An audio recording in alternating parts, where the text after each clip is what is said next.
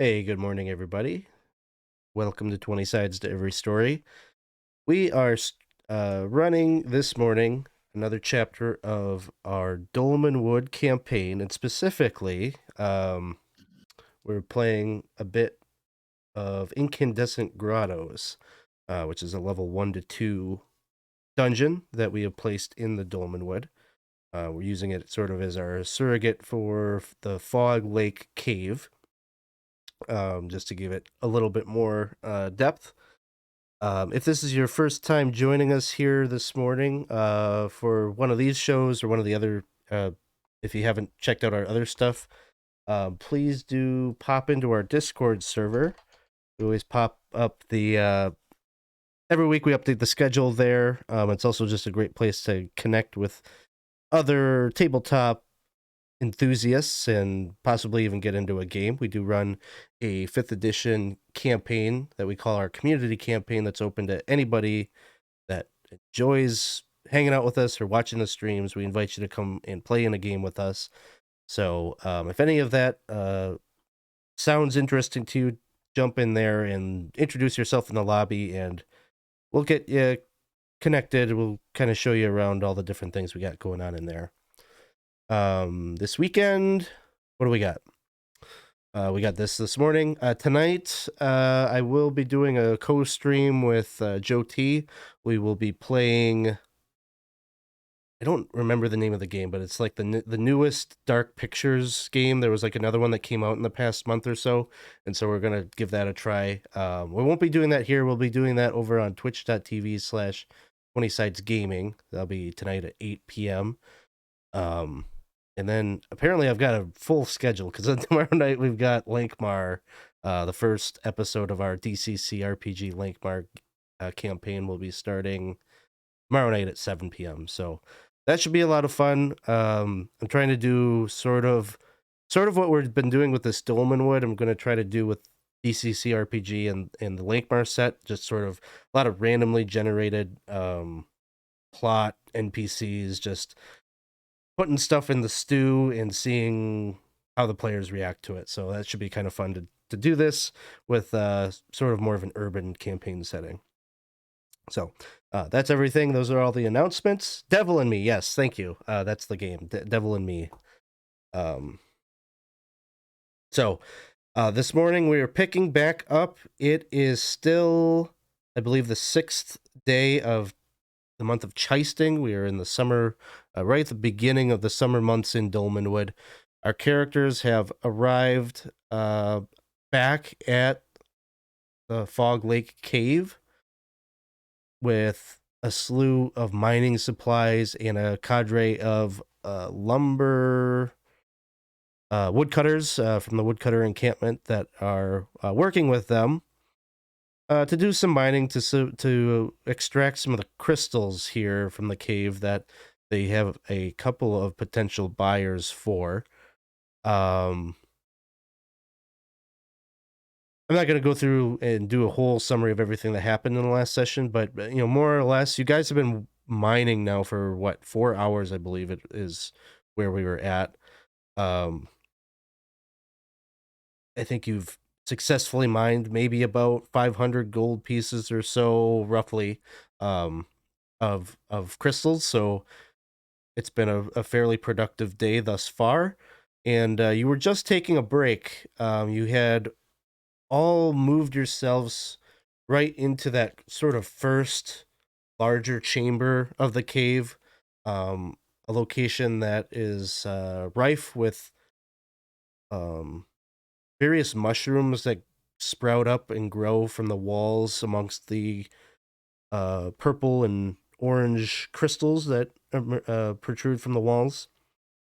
And I think where we ended up, we had Sir Geoffrey had maybe spotted something in one of the crystals, and I believe the way that was described was it was sort of like a you were looking at this crystal and you saw that elven maiden from your dreams, and you could see yourself dancing with her, and I believe it was basically you had seen kind of identical. It was identical to those dreams that you had back when you were staying in Dreg. And so that's sort of where we left off. And we're going to pick things up right away with you hear from the southern passageway here where the kobolds were encountered. You hear one of them yell out, "There's something coming! There's something coming!" And you look down to the southern passage and you could see a bit of like maybe debris kind of falling from the ceiling. And there's this huge creature that seems to kind of like squeeze itself up from maybe a little bit of a divot or a crevice that was created while you were mining. And sort of as it's moving and pushing itself forth, it widens that little bit of a crack in the earth, this fissure. And you can see this, it's like 9 feet long, sort of sickly green carapace. It's got, it's segmented like a worm. And you can see its face is a maw of teeth and dozens upon dozens of wriggling tentacles that wreath its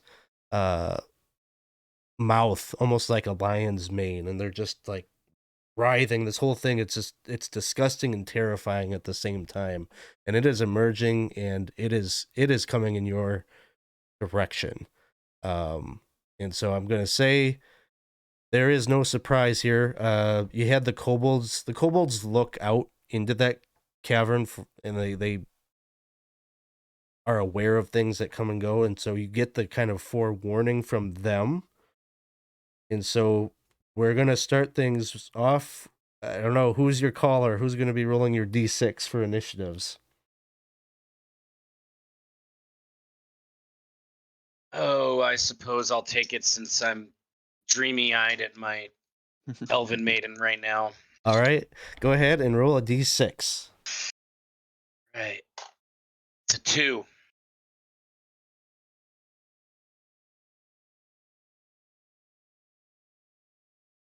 Do you want actions first, Alex? Right before initiative. Is that right? Oh yes, you're right. So the only things you have to declare before initiative would be any spell casting you wish to do, or any if you're going to retreat. I don't need to know other types of movement, just if you're going to retreat. I may cast a spell. Let me just, if you don't mind, let me just double check. I'm checking to see if I have range on color spray. It's 20-foot cone, 20 wide. Can I see this thing?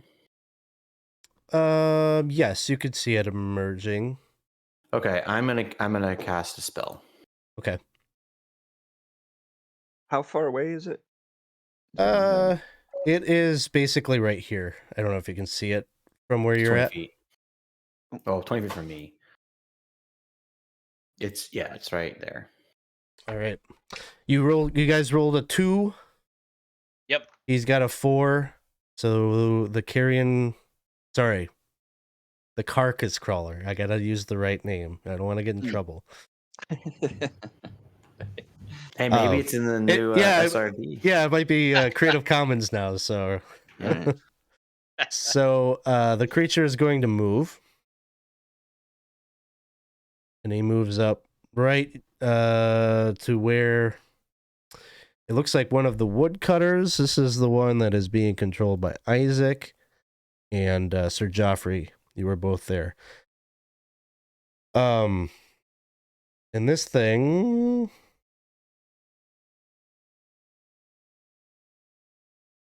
is going to attack. I'm going to actually roll this one in just in the foundry. So first attack, these are on you, Geoffrey. Second attack, what is your AC? My AC is 16. Okay. What a well, you have good AC anyways, but what a miracle series of rolls. Yes. This bodes well. I was just thinking I don't have any ranged weapons. How many attacks does it have? God damn it. My A lord. lot. All right, there's one. So make a saving throw versus paralysis. Okay, so that's a 14. I've got to roll below, I believe, right? 7. Roll above. Oh, then I failed. All right. Let's see. Thank you so much, Gabe, for the subscription. Appreciate that. 19 months. Awesome. Least favorite monster in 1E. Yeah.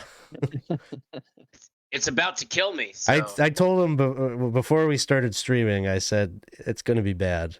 It could be bad. So that was the 6th attack. So you're paralyzed. Now these next 2 attacks, still has 2 attacks left, are going to be against the woodcutter, who has an AC of 11, I believe. So Isaac, if you want to roll his save versus paralysis, probably didn't give you that level of detail, but let me look it up real quick. What is? It's 13 attacks. Each one paralyzes, and each one can kill you.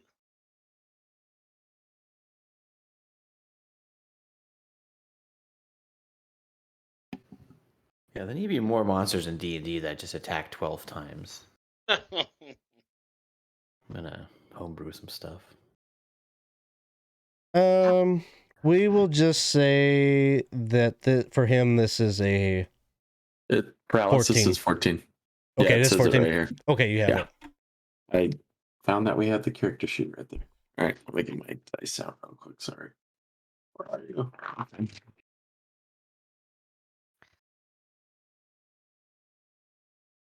It only has like 2 hit points though, right? Yeah, he's Right. it's not gonna be good. Uh-huh. Oh, yeah, the worm, not the woodcutter. Woodcutter also only has 2 hit points. Yeah, it does. It passed. Yeah, I got a 19. Okay, Jeez. one more attack. Swarthy man. All right. And so that one misses. All All right. right, Isaac the woodcutter. He did it. Nice. That's his name, is Isaac the Woodcutter? Uh-huh. All right. So then it's your player's turn. So we start things off. If you want to move, you can move up to your encounter speed. Not if you cast spells, right? I know I asked this. Not if you cast spells, yeah. Very important to me. Okay. Otherwise, we will. It's paused. It's Oh, there we paused. go. Yeah, sorry. Ranged attack? Yeah, if everybody's all moved, any ranged attacks can happen now.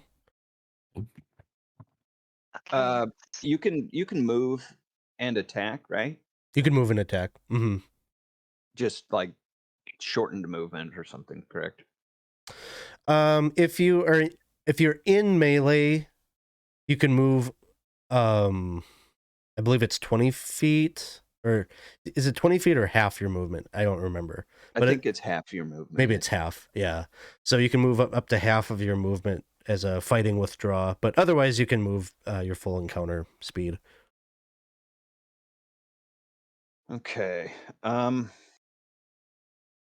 we going in order? I mean, I suppose what's the order of us? It just everybody do their moves that they want to make.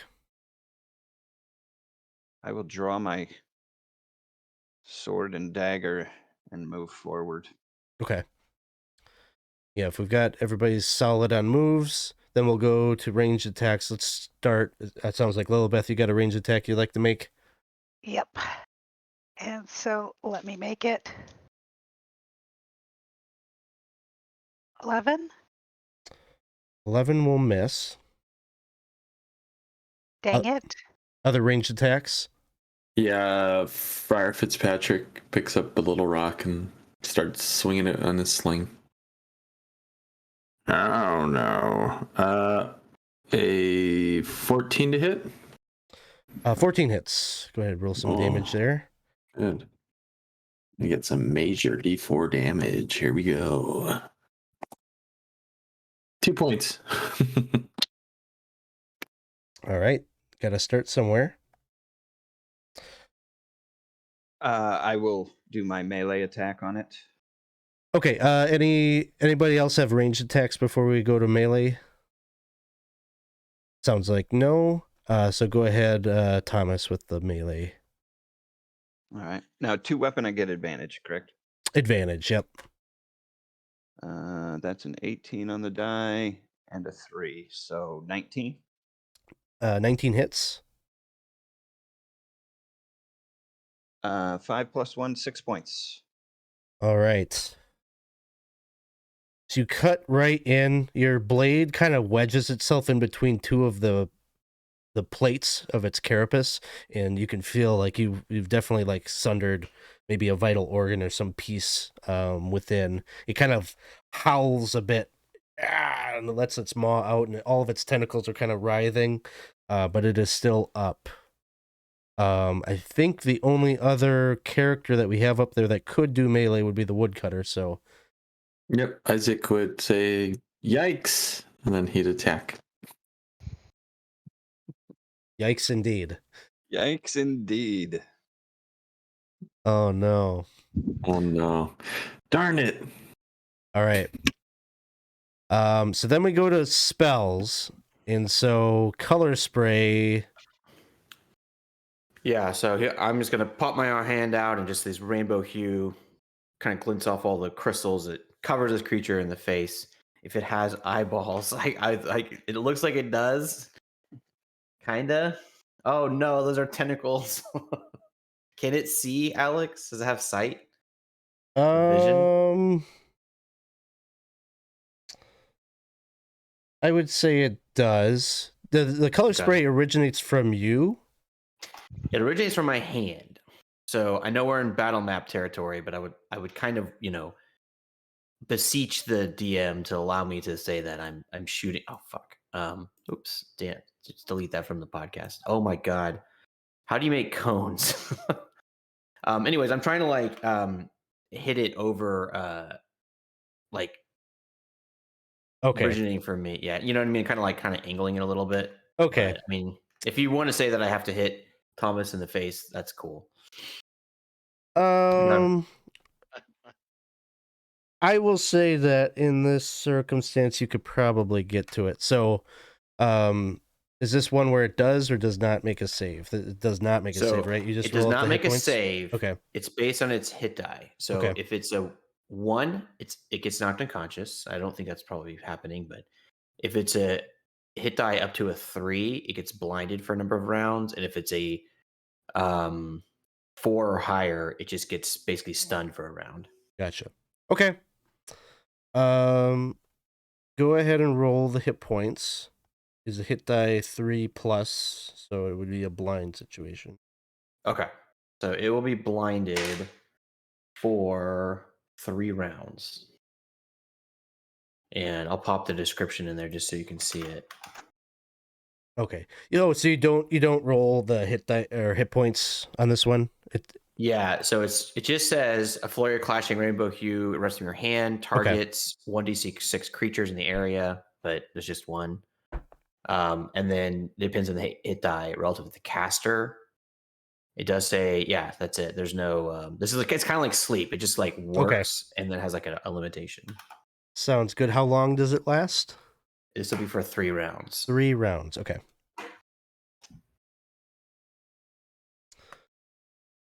Sounds good. To say, if this is the only one, we just curb stomp the fucker. I mean, the bad creature. Oh. All right. We will do initiative. So, Ryan, if you want to roll that d6. A 3. Okay. Reroll. I had a 3 also. 5. All right. You guys win initiative. So, start things off. Any movement? Yeah, I'm gonna move. I'll just move. Anyone else? I'm gonna move my not gonna move my woodcutter up unless you're moving my woodcutter up, but yes. I'm staying where I'm at. Staying where I'm at. Okay. So Winston's woodcutter moves up there into the breach. Okay. Yeah, Okay. he's also named Winston. Oh, I see it. I was clicking the wrong one. Sorry. I'm just continuing attacking. So. Sounds good. Go ahead with ranged. Let's start this time with Friar. All right. Goes and takes aim 5 to hit.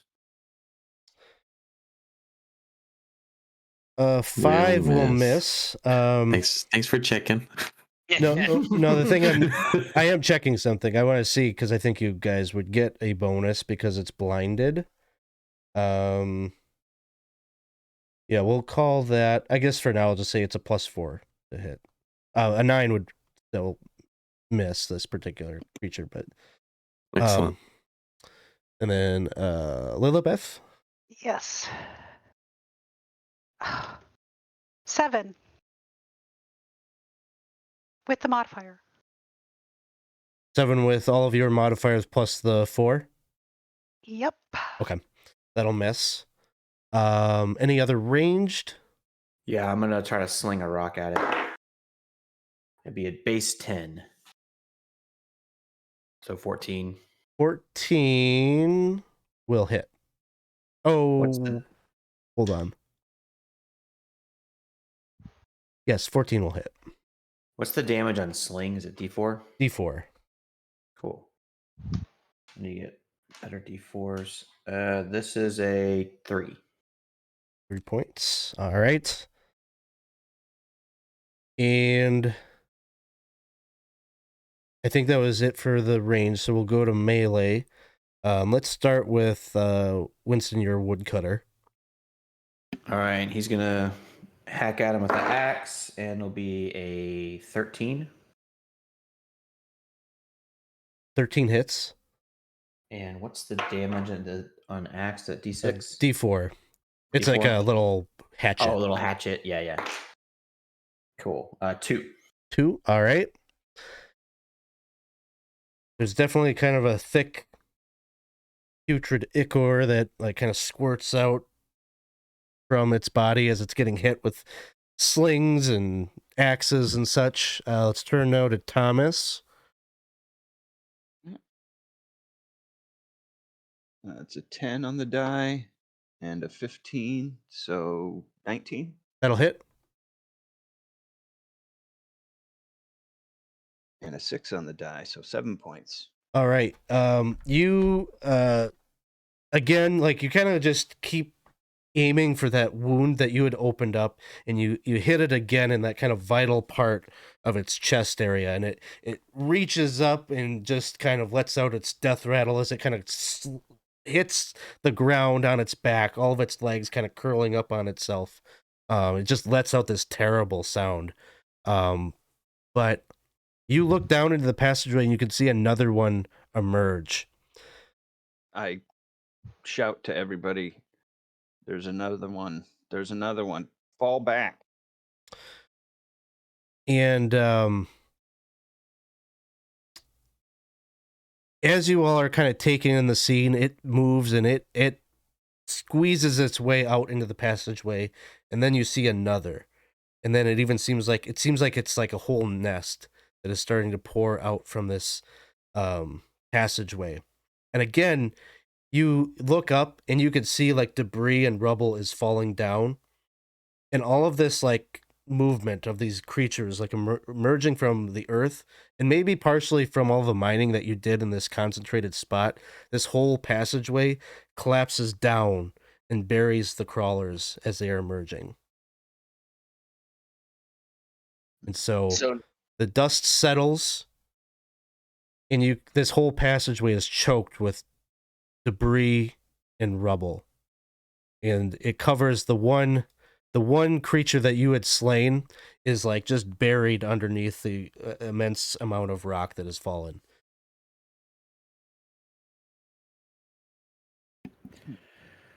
Well, I guess that could have been worse. But now we're trapped. Strangely, I don't think we are. There has to be a way out of here other than this one entrance.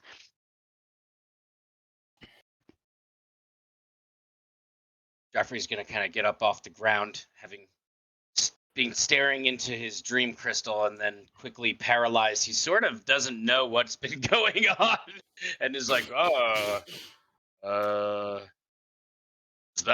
that's the only way out, huh? Now the thing is, Geoffrey, you're paralyzed. Still? Yes, and Oh, as is lordy. the other woodcutter. Oh, So I guess I'm just sitting there. Oh man. I'll move over and pull Sir Geoffrey and the woodcutter back a little bit from the cave in. Friar, do you know of any physic that will help with your brother's condition? First, he falls asleep during the fight, and now he cannot move. My brother, if you could hear me, you need to do better next time. He's gonna, he'll look and say, well, I would be able, but that would require a bit of blessing on my part, and I might recommend we wait and see if we might be able to have him move in a short period. Otherwise, I will go ahead and pray for him. My brother, who keeps on falling asleep when we have to fight. And he's saying that like I'm assuming he like sees you, just like he knows you're here. You could hear him. I'm going to All right. give you a grin. Yeah, I mean he is breathing and everything. Mm-hmm. He's breathing. He's alive. So one turn passes because of the combat and everything like that. Now it is completely dark in here. Do you wish to use something for your light source? Yeah, I kind of assumed, Alex, that we were like doing something because we were in there resting, and it's pretty deep in. So I assumed that we had like the lantern out or something. Can we just say that we had the lantern going? Yeah, that's what I'm asking. Is if what are you using? So Yeah, I think the lantern probably like sitting in the middle of the group while we were resting and sitting down. And... So one turn off of flask. Yeah, who's tracking that? Are you It's tracking 4 that, hours Geoffrey? for the lantern, right? We had at the end of the last session, we had exhausted one flask, and We had what, one two? flask left, oil. Yeah. Okay. and anything else. I mean, the wagon isn't in here, right? We're Yeah, we're trapped in here away from our supplies, pretty much. It's unfortunate. Friar, can you cast that light spell? Yeah. Light magic. Oh, the prayer to Saint Fogarty. Yes, the I prayer. maybe yes. It's not through me that this happens. Oh, of course not. Well, one thing I did see, there was we've got woodcutters here, and if I recall correctly, in the other room there was a door that had fallen. We could, if nothing else, while we attempt to figure out another means of egress, the woodcutters could chop that door up, and we could use it as firewood. So I'm also believe that we have at least an agreement with the Droon, and perhaps he would have information if we were to simply go down the passage and ask him. just a FYI, that door is stone. Is made of stone. Oh, it was stone. Oh, Yeah. okay. All right.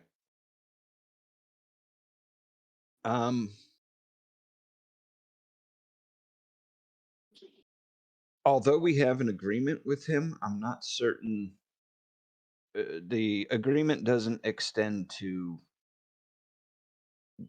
gain access to where he's living, I guess.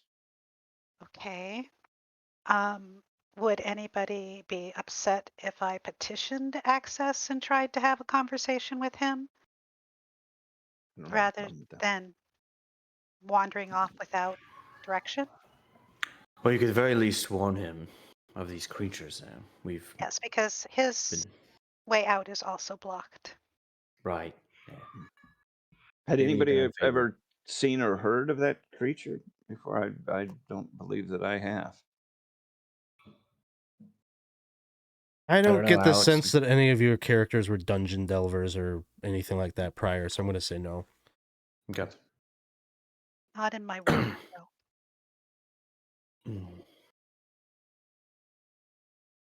I've heard stories of all manners of beasts and creatures, but most of them are fantastical ones like this are assumed to be, in my mind anyways, fairy tales, exaggerations from drunk miners, but I guess not. So far, every creature we've encountered falls in that category. I'm slowly beginning to question my assumptions, but I'm So- sorry, I didn't quite get it. Where did we land on the light thing? Or was it the light spell that you ended up using, or were you using And the lantern. lantern? Okay, you're using lantern. yeah, I would just ask in if Isaac, I had this light spell still prepared, like Gotcha. prayer. Or whatever. Okay, just in case, because we're gonna run out of stuff pretty soon. Geoffrey, are you tracking this oil flask? Yep. Cool. That's 1 hour out of it, right? And how many hours do we have? 4. 4. 4 for a flask, yeah. So I'm just going to mark down another turn that'll be basically any conversation you're having right now, which it seems like right now you're just kind of in the planning stages of what comes next. And even though that encounter happened, your rest hasn't fully happened. So I'm going to say you probably need to hunker down for at least another 20 minutes or so, 2 more turns after this. Hmm. Okay. So go ahead and have your conversation about planning and such, and then let me know when you want me to advance time. Got it. I would like to talk to the Droon, and I would bring Apu with me if he's willing to come.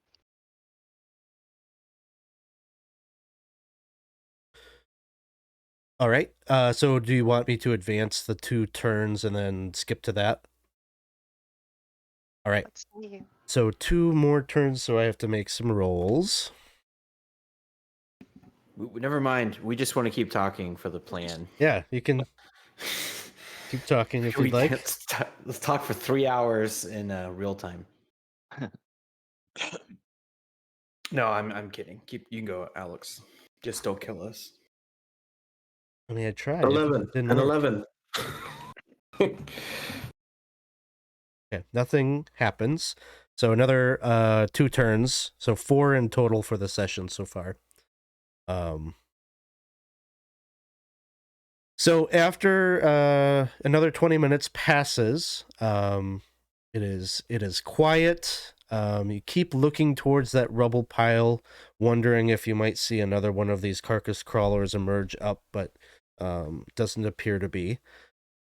Seems that wherever their lair was that they were coming out from, they have been sufficiently buried.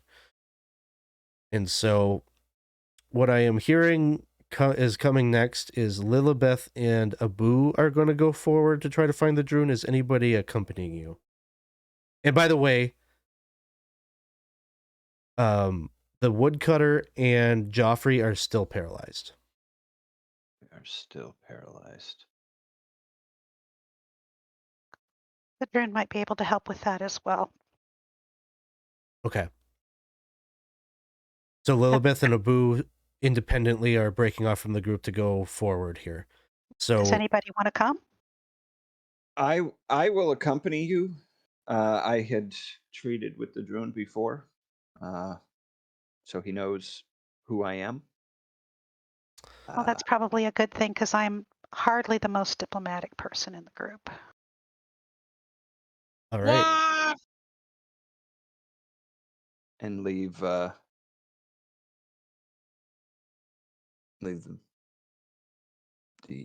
friar and the wizard here to watch over the other two, and unless you want to come as well. Weymund? Sorry, my 3-year-old was trying to steal my dice. Yes, I guess I could certainly try to maybe commune with him on something, explain the magical implications of these beasts, what worked on them, and what they're vulnerable to. Maybe that'll help with our negotiations. Okay. Would I be right in assuming that the friar would stay with his brother? Yes. Okay. Sounds good. So you guys would be heading down to this chamber where the kobolds are, right? Yes. And so as the I don't know how do I count this? Is it 4 of you or is it 3 of you? But 3 of you plus Abu make your way down to that chamber. You can see the kobolds kind of eye you warily, but not aggressively. They just kind of keep an eye on you. Again, this area also is covered in crystals of a different hue. They're not as colorful as the ones out in the main cavern. They're kind of the silvery, almost metallic aura coming off of them. Ceiling here is about 12 feet high. There's sort of a purple moss that blankets the walls, and the moss itself gives off a little bit of an illuminescence. You can see the fallen door that is quite... looks as if it was quite impressive when it still covered the archway there. And there is the archway leads to this eastern passage here that, rather than being cavernous, is a, mortared brick and mortar kind of deal. A worked passage from days long ago. So I'm bouncing up and down on my feet, trying to look over Waylon's head. Waylon, I can't see. For the last time, it's Weymund. Oh, thank you, Weymund. So Weymund's my now, dog's name, by the way. one of the questions I have for you, so the lantern is with who, and what light source is each group now using? I have no torches. I gave them all to the cause. That's a great question, Alex. Do we have any other light source? Like, do we have the lantern? Did we have any torches with us? I know there's a bunch in the wagon, but... The wagon has 13 torches. Geoffrey has 2 on his person. I don't know if anybody else has any on their person. I have quite a few on me. Okay, I'll take the lantern with me then, and y'all can strike up a torch. Mm-hmm. If that's cool. I have no torches. I gave them to the wagon. By the way, I'm learning a very important lesson. Don't put everything in the wagon.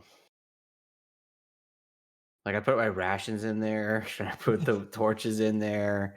I put, like, everything I could except, like, my basic stuff, so... Geoffrey put everything but left a little bit on his person of each thing. Just in case. Well, my character is not forward-thinking, apparently. Anyways, so I'll take the lantern, Alex, and leave the torches with the 2 brothers Fitzpatrick. And you guys haven't figured out where that torch came from? Yeah, they had torches on them. I know, but who's tracking? We gotta make sure we nail that down. I have a few. I have quite a few, so okay. I'll do mine first. As you can tell, like in this situation, we definitely it matters to what is happening because you guys are trapped down here, so we have to make sure that we're tabulating all the. It might seem like I'm being nitpicky, but no, it's great. It's a part of the pressure of the situation that you find yourselves in. Listen, Alex, I played Fallout New Vegas on survival mode where you had to like drink water every 2 hours. So this is that's exactly what this is. What I want. Yep. So I'm playing. So you guys have the lantern. You're moving forward, and so that's what you see. The kobolds are in there, kind of keeping their distance from you a bit. and you've been led to believe that Droon told you his lair. I think he referred to his lair as a laboratory, and it's somewhere down that passageway or beyond that passageway. I will say to the kobolds that we need audience with your master. There's been a cave-in he might be interested in knowing about. And they look towards that passageway, and they say, oh, I think he's down there. We're not allowed to go down there. Can you take a message back to him to say that something up here has happened? Oh, no. We can't go down there.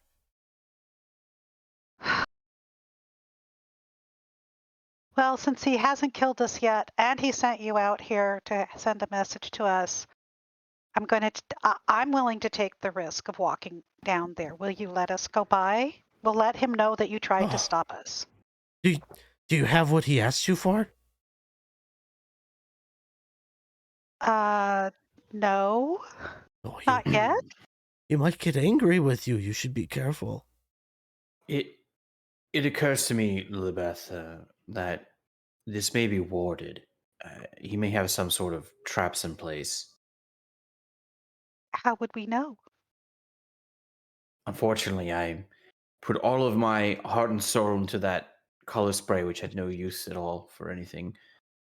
So I'm tapped. I have no way to detect anything. Well, I think I might be able to look and see if there are... Well, I can track things.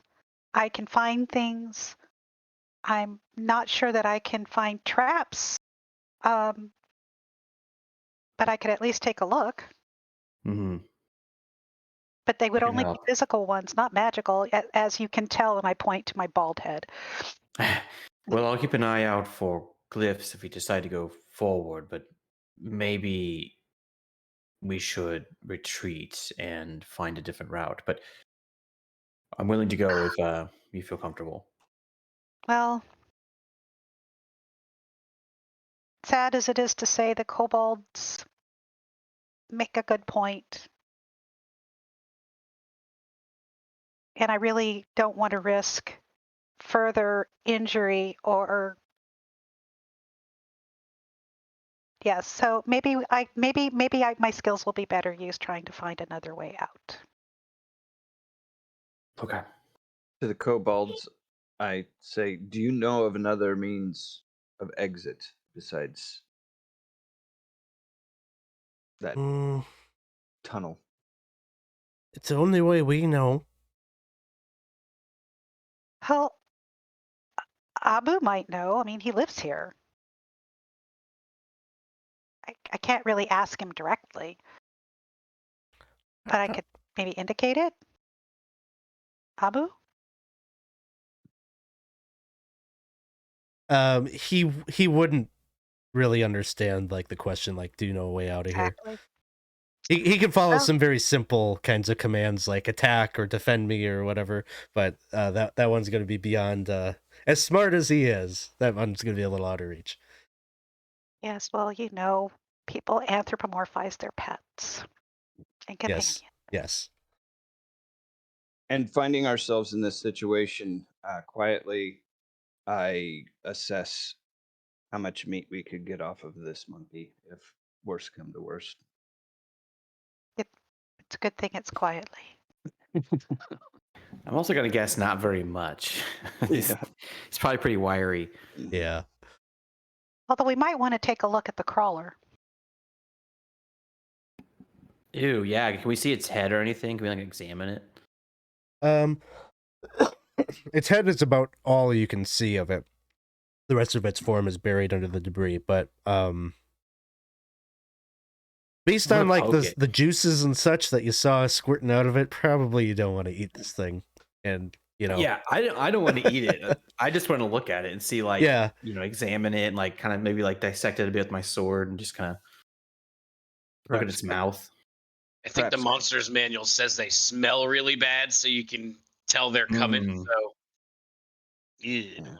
Perhaps cut off a couple of its tentacles for later study. Extract some Yeah, you poison out of it or something. you could certainly do that. I'm gonna say we'll call this another turn passes as you're dealing with that. Probably what you will identify about it is its mouth is not really designed in such a way that it kills with its mouth. What you get the sense that its tentacles are really to paralyze its prey, and then it will slowly over time kind of munch and eat its prey, and so that is kind of what you see. Horrifying.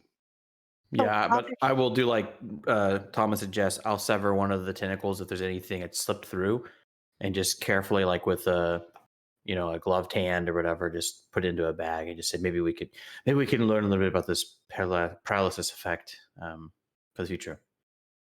Yeah, easy enough to do. Harvest a few of those tentacles.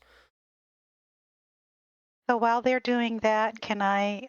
I'd like to look for tracks at succeeding apparent entrances into this area, and so I'd like to start with the one where I'm standing next to, and Okay. just see if there are tracks. And then, Alex, could you confirm for me if that was 6 total turns? If that was an hour? We're almost there. Okay, because I have 6, so maybe I'm 1 off. Okay, and so that's a percentage.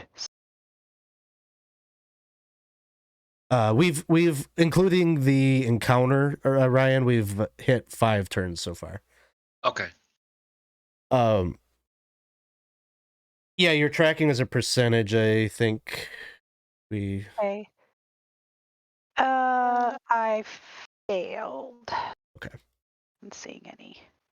I will say that is happening on the same turn as the harvesting and the checking out of the body. So. Now you're back. Decided no against it, huh? The kobolds had a point. Yeah, we do not know if the passageway there is trapped with magics and such. Yeah, I just worry that this Droon seems very opposed to the kobold's presence, and I just have to think he would have protected himself. Maybe not, but I'm gonna look at my brother and test it out again. I'm gonna poke his nose a bit. Any? No, he's not revived by that. No. Do I feel anything in my body? Any sensation or anything? It's like completely numb. You're aware of things, so like if the thing had been starting to eat you, it would be a horrifying experience because you'd be awake without being able to really do anything and just knowing that it's gnawing on you. Can't feel the pain, but like just knowing like at some point you would pass out from the damage. Okay. It's like Before the we do metallic anything else, audio. I pull out that letter Okay. that we had received before Yes. because Chris did not check his notes. You want me to read that for you again? Yeah, but the note that I have is dear trespassers to the east, that there was a password given. Yes. East, if you wish to talk further, the password is skull. Yes. So pardon my lack of remembrance, but it seems that if we do wish to go down and speak with the Droon, he did offer us the password and the. Oh, well, that makes things much easier than me trying to find tracks that might lead us. Yes.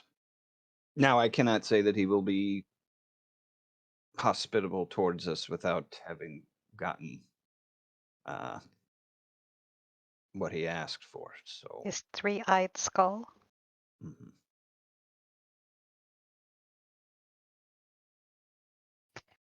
But But I we think, can't help him if we're stuck here. well, correct.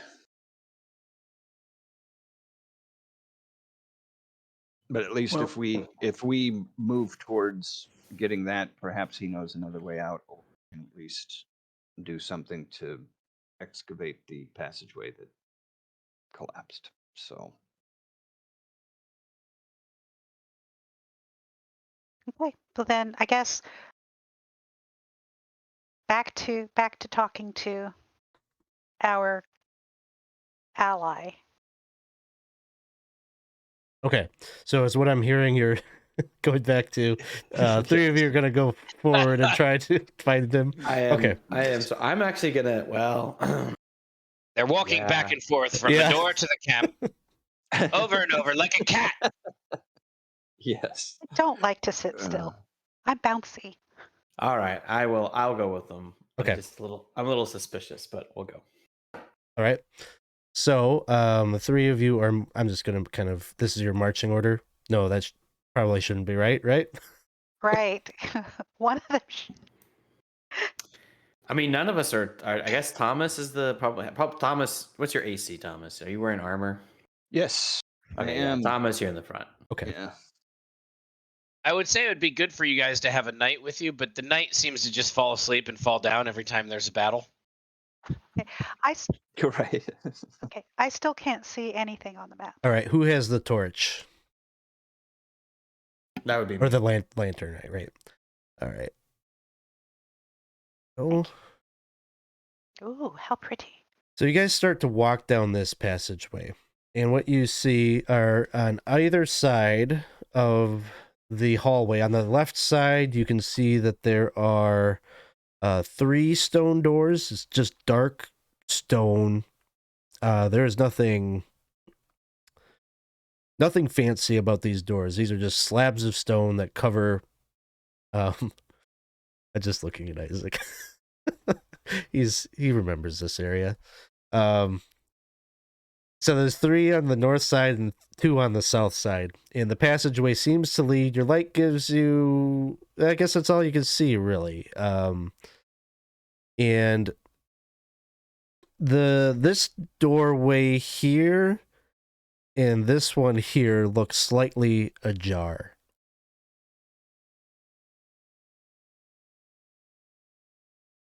I can't explain it, but I have such a bad feeling about this. It is dank here. It like there's moisture that has collected both on the floor and the ceiling. Not like you're not wading through water or anything, but just like tiny little pools. Once in a while, a drip from up above. Do we I can see any almost. fungi? Roll a d6 for me, Lillibeth. 4. Okay. You see 4 fungi. You don't see any fungi, and you also don't see the thing that's about to drop on you. So from up above, you guys are surprised, but there are these 2 almost slug-like creatures. They're gray in color, and so very difficult to spot. And so these 2 slug, they're like 4 feet long, and they both drop down as you guys are passing through the passageway here. I'm going to randomly determine who this is going to be on. One of them is on Lillibeth, Okay, so and the other one is dropping on Thomas. So this is a question about my character's class. So the class has awareness, and they're only surprised on a roll of 1. Does this matter in this case? Because the hunter's able to act in the surprise round while their companions are surprised. I'm gonna say the creature has a special ability that I'm gonna say supersedes, Okay. your default thing. They can surprise you on a 1 to 4. So Okay, that works. So one drops down. Let's start. We'll do the one on Lillibeth, and it makes an attack roll. Does a 12 hit? Nope. All right. And the second one, this one is on Thomas. Does a 15 hit? 15. I think so. My armor class is 15. Okay. You will take 2 points of damage. So what happens? The one that tries to drop down on Lillibeth, I don't think I have like really good tokens or anything to use for this, but there's basically one that drops down. It just misses Lillibeth. Kind of you jump forward. Maybe you even kind of see the one that drops down on Thomas, and you sidestep that one. The other one though drops down on Thomas, and it clings to you, and it manages to kind of like bite at your neck, and you've just got this thing is just like clinging, like a wet rag right on your chest. And so that was the surprise round. We will roll for initiative.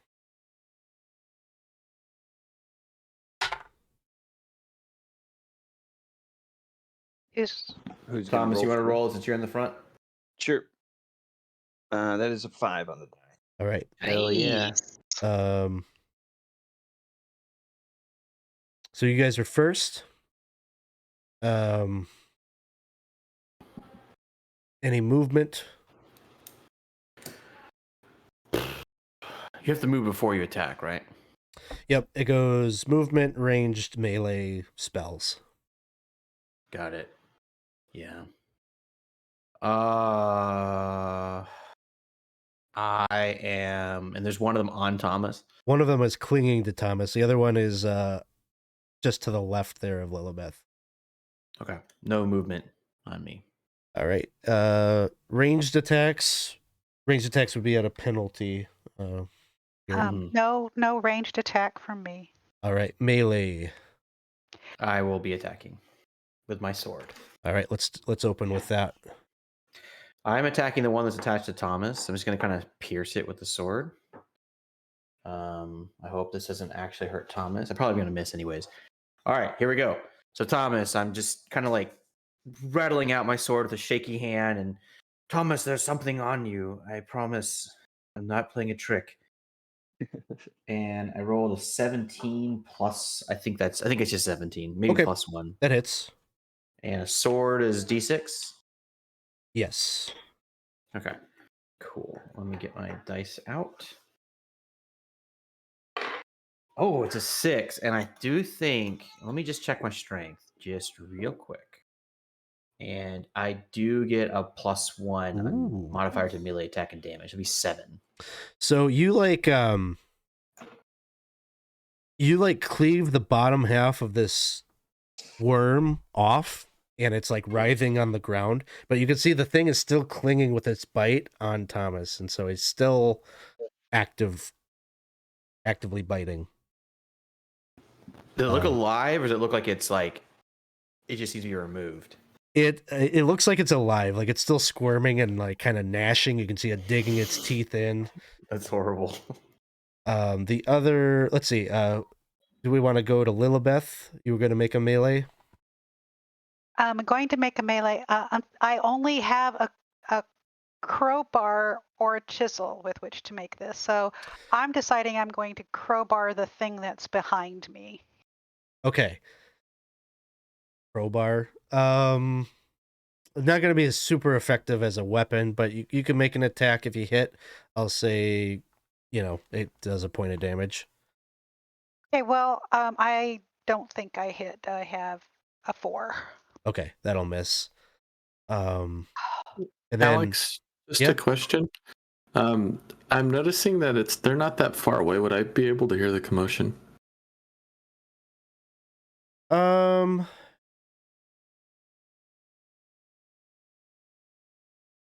not sure you'd be aware of anything just yet. That's the first round. Sounds good.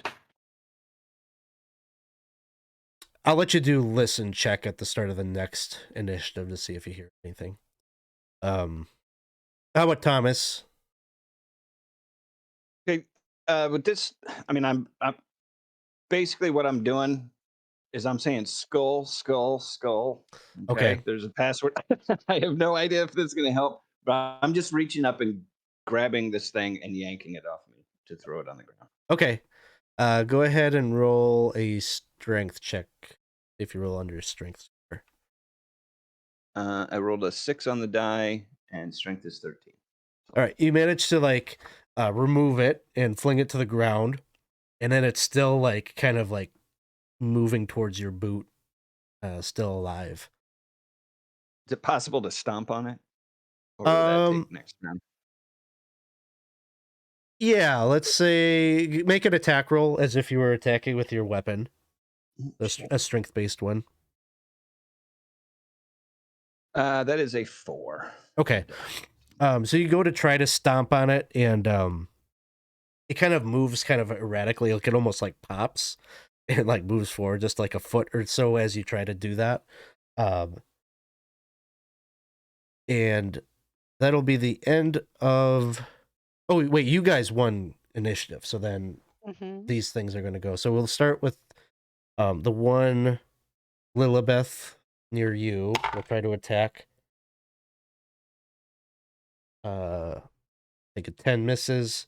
The other one, just a little, it's like a foot of the worm that is still there with its mouth, tries to pop up and maybe grab at like kind of your lower leg, Thomas. Okay. And it's going to miss. So round 1 is over. Friar, go ahead and roll a d6.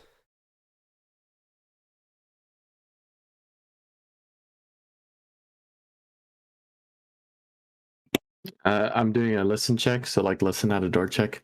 I got a 5, so I wouldn't hear anything. Okay, so not yet. I'll allow you to keep doing that. It sounds like you want to be in it, so we'll just keep rolling that. Okay, so we're gonna roll another initiative. Any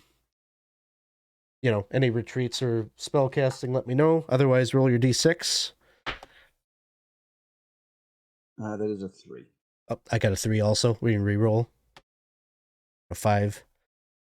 2. Okay, so they're gonna go. They're just gonna keep doing the same thing. So this one's on Lillibeth. 16 to hit. That hits.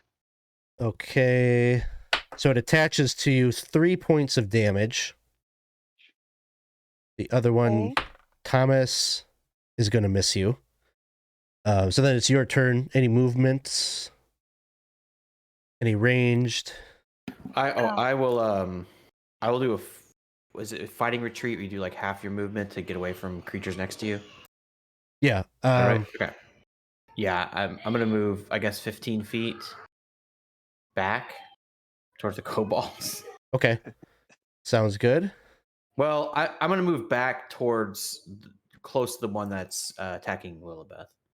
Okay, staying within Behind range it. of that one. Yeah. And it sounds like no ranged probably. So you go ahead and make your melee. What? Oh. I'm sorry, Alex. I was being stupid. I would actually back up as far as I can go, and I'll go ranged. Gotcha. Okay, go ahead and do the range attack.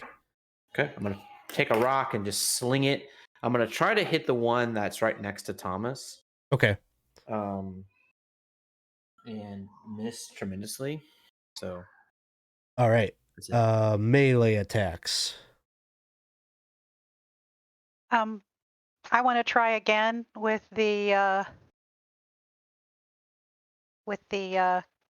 crowbar. Okay. At the one. Well, actually, I have one on my throat, don't I?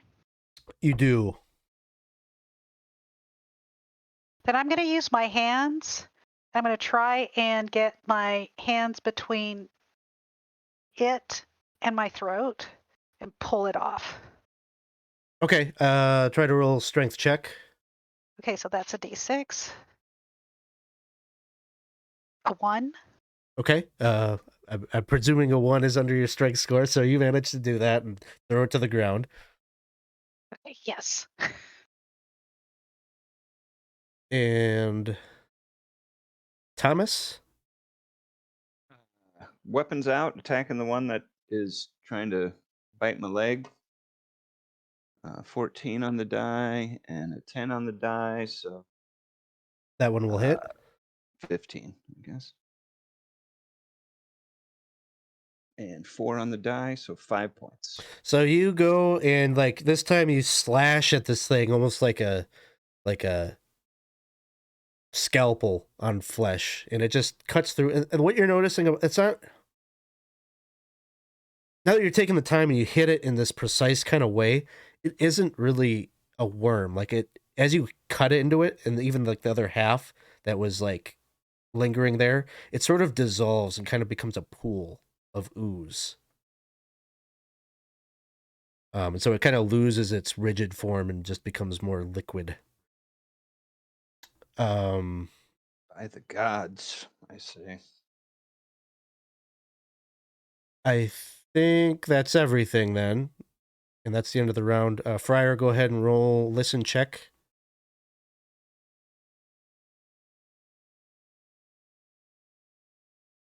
All right, I rolled a 1, so I hear a little bit. Okay.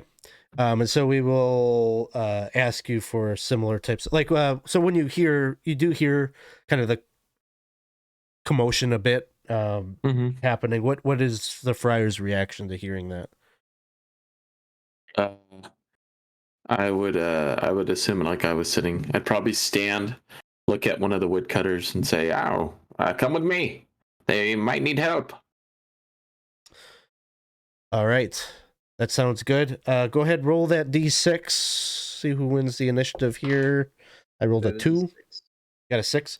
Okay, so party acts first. Any movement that you wish to do? I'll move to engage the one that Lillibeth threw off. Sounds good. Back up a little bit further too. All right. If I could, I would move. I'd start moving down. Sounds good. Are you able to control your woodcutter? Yes. Yes. Or is your woodcutter? I don't think he was. I don't think he ever got. He was slapped, but he made the save against the paralysis. So there was like one. There was like one that got hit with it, right? That failed. I thought there was a woodcutter that had gotten hit with it. He failed the damage check, but he passed the paralysis save. No, I thought there was a woodcutter that was paralyzed with me. Well, irregardless, it doesn't matter. There's enough woodcutters there that one of them would be able to come down. So 3 woodcutters hit. All right, so that's their movement. Any ranged attacks that need to happen here? Throwing a rock. All right. Lillibeth, watch out. I'm ducking. 16. That'll hit. All right. D4. Oh, shit. Hold on, I gotta reroll it. That is going to be a 3. Okay, so you hit it, and the thing is on the ground. It's like a direct hit, and it kind of squashes it. And as the impact, it becomes ooze and just like splats all over the floor, bottom of your boots, or bottom of Lillibeth's boots, I guess. And it is no more. And so we'll drop initiative here. Another turn passes from the combat, and Geoffrey, you start to regain feeling in your extremities and your body. Oh.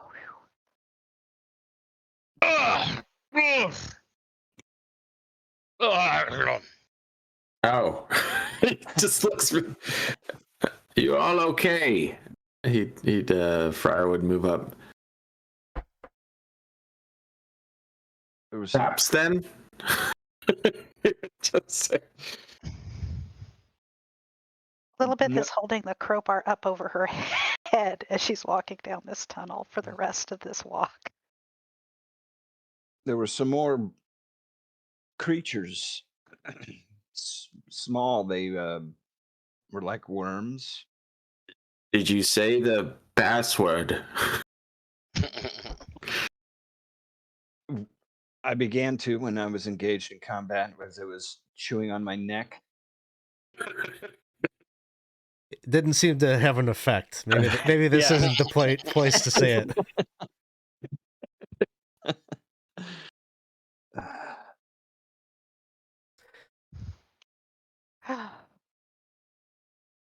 We're a little worse for the wear, but I believe we're okay. A little freaked out. I don't know if there's any more. We didn't see them the first time, so. As long as we or you don't get yourselves killed just trying to talk to this fella.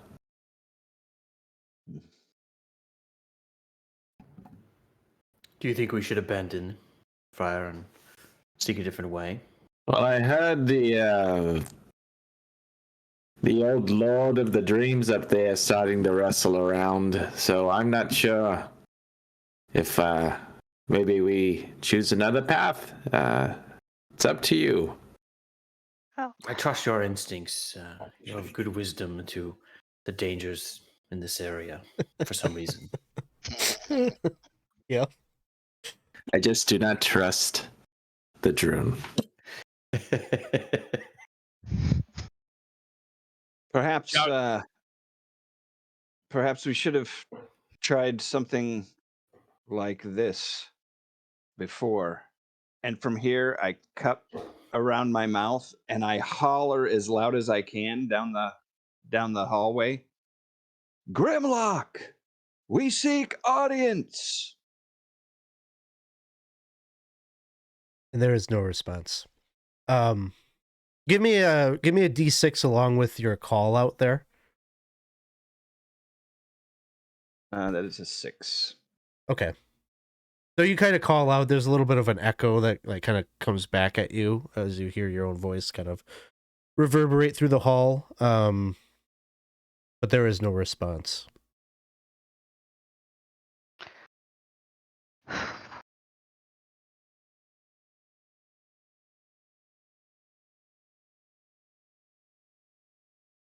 Do we go on?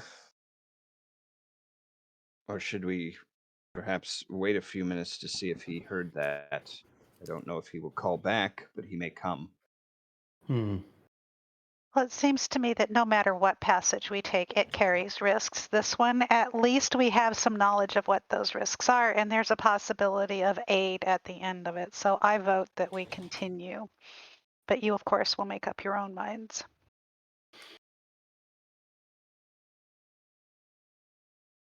I'm fine with continuing, but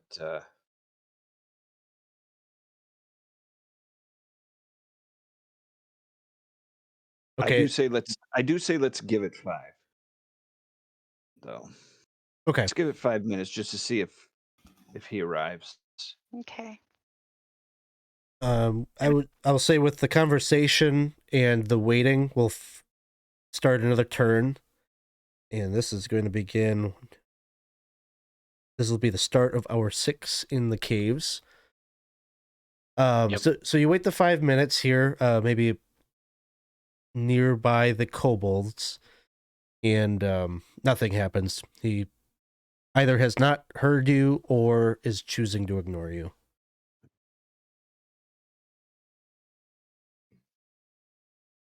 And so is it the consensus of the party that you would like to continue to try to find the Droon? I would like to try, but I'm not the party. I would like to have Apu come along. Yes. Perhaps if Is you run across any of those worms again. Oh, is that's what I'm Geoffrey doing. up and moving around, Yep. or is he still Yep, kind of? you're free of your paralysis. Yeah, I think he's probably making some loud dad noises and kind of looking around, trying to figure out what's going on. You know, he kind of got lost in a dream, got paralyzed, and he's just sort of waking up. and you'll kind of hear him walking and be like, "Oh, what are we doing? What is going on here?" Well, we were trying to find the Droon to let him know about the cave-in. You know, when never mind. There were some creatures strange-looking beasts that came out. They stunned you immediately. You fell asleep. Or you were cognizant, right? Yeah, Like, you. Yeah, cognizant? I knew what happened. Yeah, just kind of. Okay. Right. So we've been trying to find the Droon, and the path seems a bit treacherous. So we're debating if it's worth it. It'll be less treacherous if you come along. Mm-hmm. That much is true. The only thing I've noticed is that this passage leads in, and we're looking to get out. I think, right? We want to like sell these crystals, and our whole everything's outside, right? If we continue in towards the Droon, we're going in the opposite direction of getting out. And Well, there are two other passages. Maybe we could at least look into those and see if they lead out somehow. well, my case was that at least this is a passage with known dangers and the possibility of some information, knowledge, help at the end of the journey. We could try to dig our way back out and hope that there no more of those creatures are on the other side of our cave-in. We have no idea how thick that cave-in is. And the other two passages are unknowns. So we are basically just taking a chance no matter what we do. And it's possible if we do try and dig our way out of where the cave-in was, we could even cause it. Well, I don't think digging out is going to work. It's quite a ways, that passage. It's been, I would collapsed. say you probably assess that that's a multi-day project. And we've got other people in here who need to eat. My hope is maybe Apu can eat one of these things. The slime. Well, I don't know. Give it a try, Apu. He says no. Right. Does not That look. helps Spoon a us, little and bit we into his shouldn't mouth. eat it either. And there's I can't it touch is We know that the monkeys came and went from this cave through the pool. Apu can't give us directions. He'll follow as much as I So- was like, just Yeah. to be sensible, right? When you came in to the main pool area, you saw that there were 3 tunnels. The one that you went in, there was one that led to the north, and there was also you had seen that the water went down. There was a stream, that it went underground. So I just feel that if the northmost path, for instance, seems like if it doesn't wind around, could lead to one of those paths we saw when we came down to the pool. I'm game to do whatever the fair you know point. Fair the point. team, I the wasn't team thinking wants of to that. do. No, I Uh, wasn't thinking of that. Well, I'm thinking that if we're going forward, it seems that we are going to an end where this person is just going to not. If he hadn't given us the information already to be careful going into this place, then what can we expect going forward? I think we just try to find a way out. Instead of hurting ourselves more, remember, I only am given limited power to help us if one of us gets hurt further. We've also got a considerable, score of crystals at this point. We don't want to just leave them sitting unguarded as we enter into this dungeon.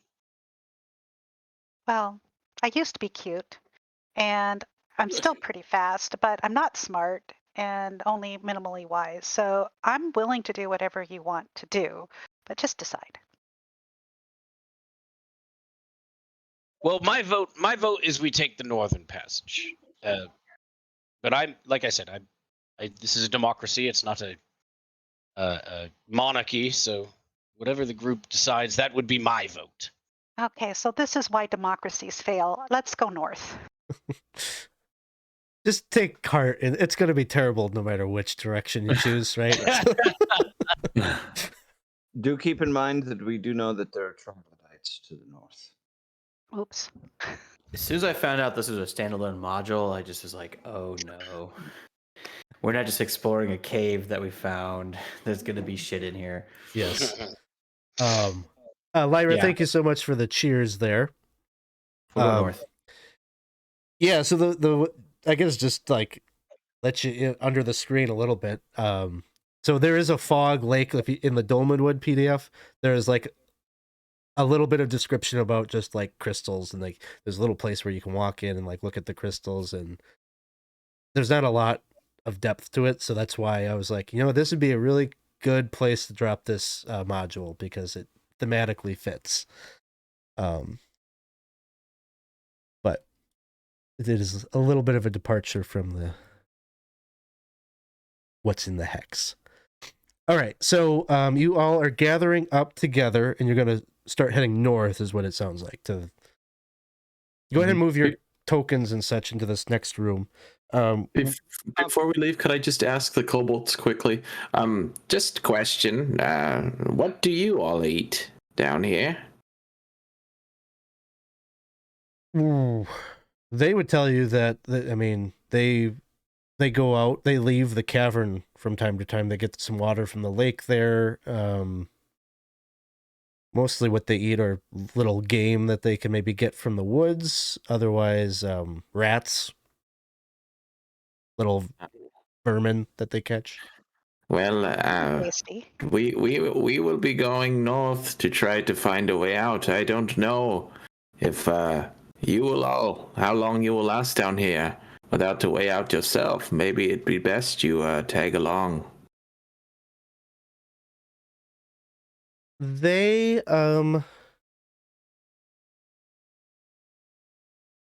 they would be trepidatious about that. They'd be kind of, they don't have permission. That is what they would lean on. So they're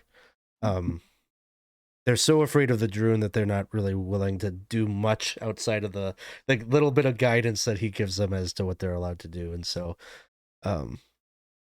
their want to just wait here. Their role is kind of to watch the passage for him and such, and they're going to continue to do that. But I do have a question about the woodcutters. What would your directive for them be? Are they coming along with you? Do you want them to start digging as a precautionary thing?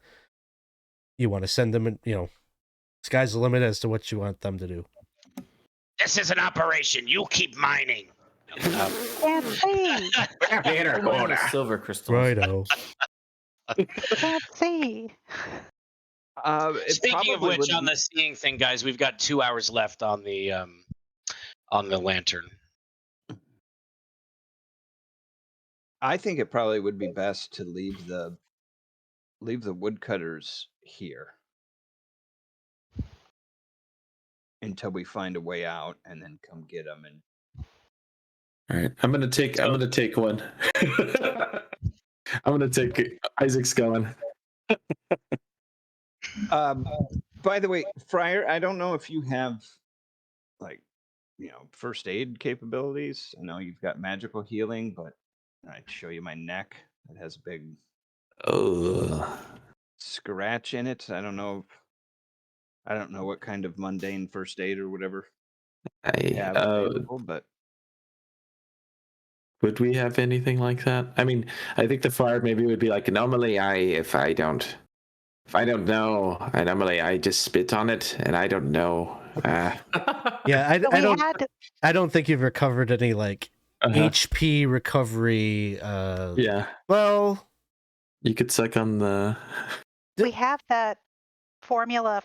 We have that tincture, whose name I forget, Oslin, but it might be in the wagon. But we did get that before we left the ostrich tower. Yes, but that. I don't think that was a healing thing, though. I don't remember what the ostrich did offhand. It is in the cart, though. It cures poison. It cures poison. Did you? I guess a question. You did do a roll on the fungus in here? Was that Yep. successful or a failure? It was successful, and we got a green thing. Yeah. We got the green 1-up mushroom.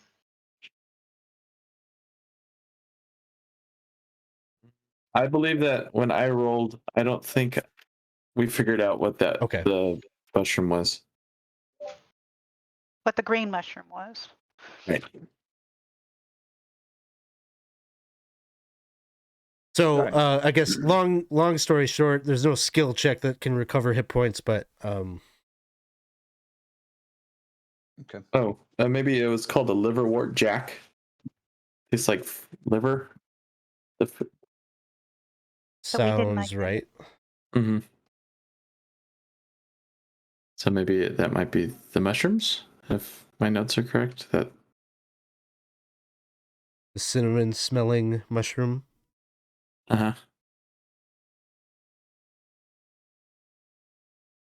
Okay, so some of the wood cutters are staying behind. It sounds like Isaac's taking his hireling. Yeah. I'm going to leave mine behind to work. Okay. You're going to leave him to work? Well, he can either. My thoughts are either to try to like go ahead and just start digging up the rocks in case we fail, or even for real, like look at those silver crystals. Yeah, I will leave my woodcutter as well. They're going to be dead when we come back. And is it Yeah. the case that you want them to start working on trying to get a way out, or is it that they're mining the crystals? Hold on a second. I wasn't looking at Discord when you say that. Can you ask that question again while I look at your face? Yeah. Yeah, so I'm just wondering, like, what are they doing, or do you just want them to stay put? Are they not working? I would recommend that we have them at least try to dig out. He would say if they stay, Okay. then they should try to dig out. We're not mining anymore. We're trying to survive, right, everyone? Yes. Yes, I would say this one thing that I do worry about is that if they are making noise trying to get out, it could call stuff to them. Yes. As opposed to just holing up. We're gonna find our way out of here. Just My be here vote. when we get back. My vote is we take them all with us, because if we find a way out, and that way out is where we find it, we do not want to probably come back for them. That's a fair point too. That's a good point. Okay. And we're That's short, just my Come thoughts. on, Winston. and we're low on means of light. So at some point they Strength and probably will be in darkness, which is probably not good for them either. So Okay. yeah, bring them. So at this point, if you're bringing them all with you, rather than trying to haul all these tokens throughout the dungeon while you're exploring, we're just going to use the party token. And so heading north. Anything else before we start digging back into exploring? I mean, I'm making sure to keep my dream crystal with my elven maiden on me at all times from Okay. now on. If I'm aware that some of these mushrooms are edible, then I would definitely try to grab a few before we left.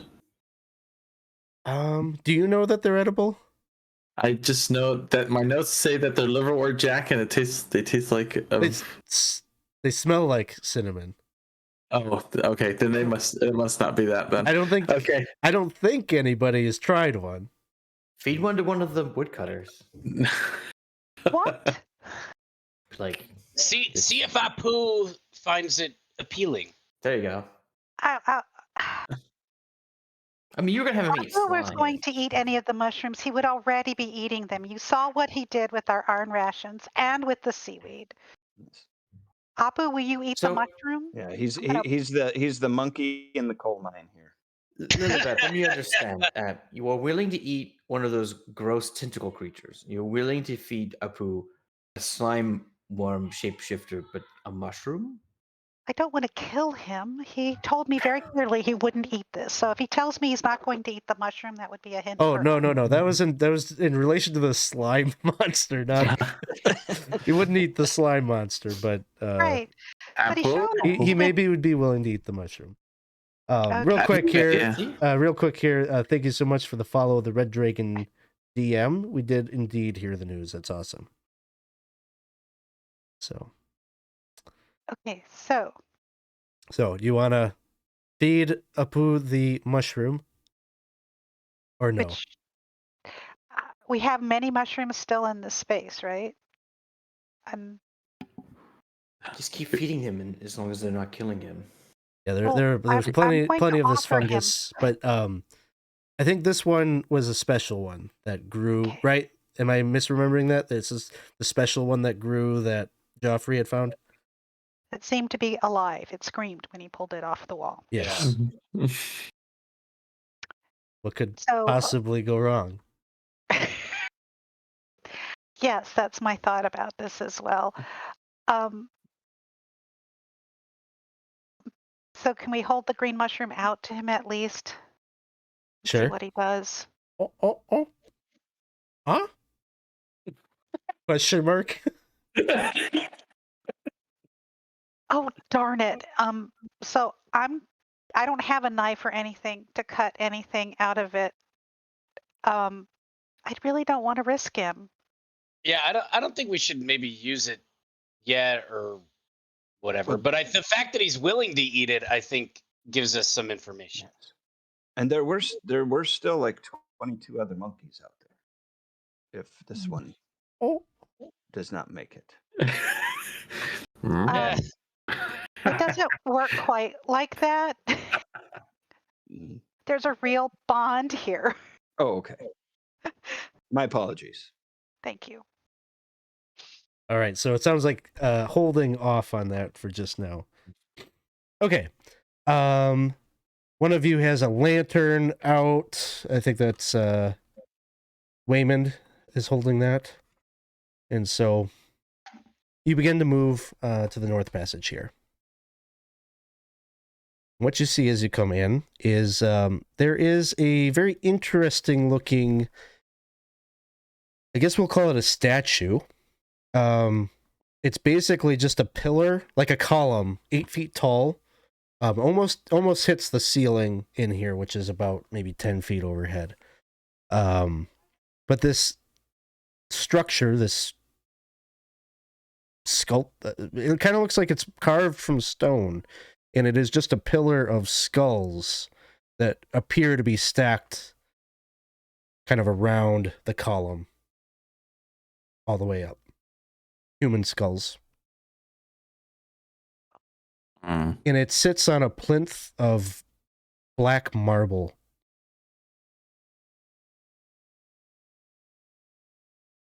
And then there's the tunnel continues up to the north. Oh, well, what could possibly be wrong with that shrine? There are still crystals here. The crystals in this chamber are white and aquamarine. Coming off the ceiling and the walls. These skulls, I mean, do they look to be like mortared in around this or more like just stacked? As you're looking at it, so you're going to go up to the statue and examine a bit closer. I will. Examining the skulls, you get right up there with like maybe the light, and now you're looking at this. They look like they're real skulls. They look like the real skulls, kind of like they're like shelved within whatever's behind it. But there's so many of them, you know, that they all kind of rest on little ledges and are very meticulously stacked in such a way that you almost feel like you don't see any mortar or anything that's gluing them into place. And you feel like if you reached out and grabbed one, like you'd be pulling it loose, unless it's adhered on the backside or something like that. But as you're doing that, you also notice that there is, on the northern side of it, something is written there on the stone floor in red. But it is... I'll just ask I don't know. I don't want to ask it that way. I don't think any of you will understand what it says. But you could rattle off languages that you know. If Doppelganger. Really? Is that one of yours? Yeah. It does not apply here. but I'm just like, doppelganger, really? Old, Is it liturgic? No. No, it's not. It's not the language of the one It's- true God. Like smeared in blood, like thou shalt not touch skulls. Elvish? old. I have old oldish in addition Okay. to regular oldish. Yeah. Oh, wow. As do I. I have Elvish. None of you understands, unfortunately. The language of neutrality. Ooh. Just once I want to see someone use alignment languages. I've never had it come up in any of my campaigns, I don't think. I'm just imagining someone who has the language of neutrality smearing language in something in blood, like on the wall. It just seems very not neutral. Around their skull shrine. Nope, Okay. those were my language options, whether Woldish and Old Woldish and everything else was. We know it's gonna be something horrible, right? It's going to be horrible. Well, I mean, I think about all of the cultures that revere their dead by carefully true. with bones. And smearing messages in blood on the wall. They're paeans to their courage and strength. Sure. Okay. Fair enough. I won't judge, Lillibeth. But I There, think we should get the hell out of here. there is another thing that you notice as you're examining the statue is on the marble plinth that it is sitting on is engraved, and it would be probably old, like old Woldish. The language there, or what it says the acquiescent is what it says on the plinth. It says the acquiescent. I can read that. What did they acquiesce to? I don't think I want to find out. Thomas, would you roll me a d6 as you're looking about? That is a 2. Okay.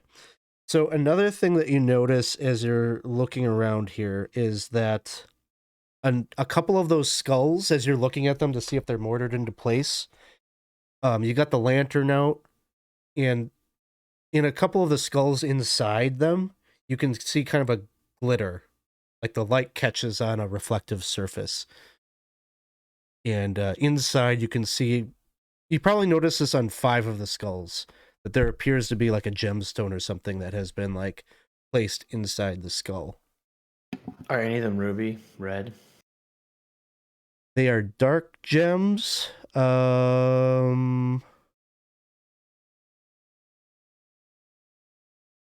Give me 2 seconds. How about this? Roll a d6. Okay. 2. One of them is. I'm gonna look at it closely. So you got the lantern up, you're peering inside, you can see it is a very valuable looking ruby. You would probably guess it's worth at least 250 gold. It's like, it's not just like a rough gemstone, like it is, crafted by jeweler's hands. And Alex, how dare you do this to me? I'll just say, Lillibeth, about those cultures that revere the dead, do you think they'd be very upset if I just were to put my hand in and take that, just take this one gem away from their memorial? Well, there's taking and then there's asking. There's borrowing as well. And rightfully reclaiming. There's lots of options to explain. Choose which one you think is going to work best. I don't know anything about the rituals. Friar, do you have any insight into this? It's bad. It's not good. I don't think we have any pillars of skulls and whatnot in our religion, so I would say no. I don't see any of those skulls moving yet. You are looking for Did you find your gem you're looking for? I did, and if we were to say this is something probably bad, we'd be defiling something that's defiled, right? Would the one true God want us to do this, destroy this? I'm sure it would be great foothold getting rid of this vile pillar. The Friar, does he want you to do it? Probably not. I would think it would be less. It would be more. I'd be more concerned with whether the one true God wanted you to do it, as opposed to whatever entity this is dedicated to not want you to. Oh, It would be helped gosh. perhaps by a friar's blessing. Can you bless? I mean, I would, if anything, I'd say maybe I might just turn the area right here, but that's all he would be able to really do. I don't know if he could bless. He could. I mean, I could give you a bit of some words and maybe give you a kind blessing before you stick your hand in there. Before we all leave the room and leave you to Oh no, if he does it, then I'm standing by him.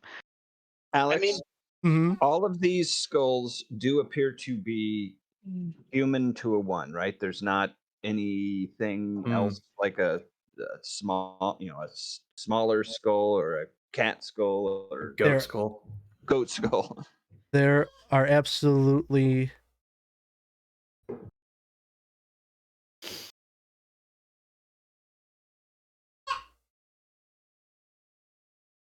there is one that is non-human. It looks like it was probably a more recent addition to the pillar. Cobalt, isn't it? It's maybe it's got lizard-like feel to it. Like it's more structured. Like you would guess, it's probably one of the troglodyte skulls, maybe.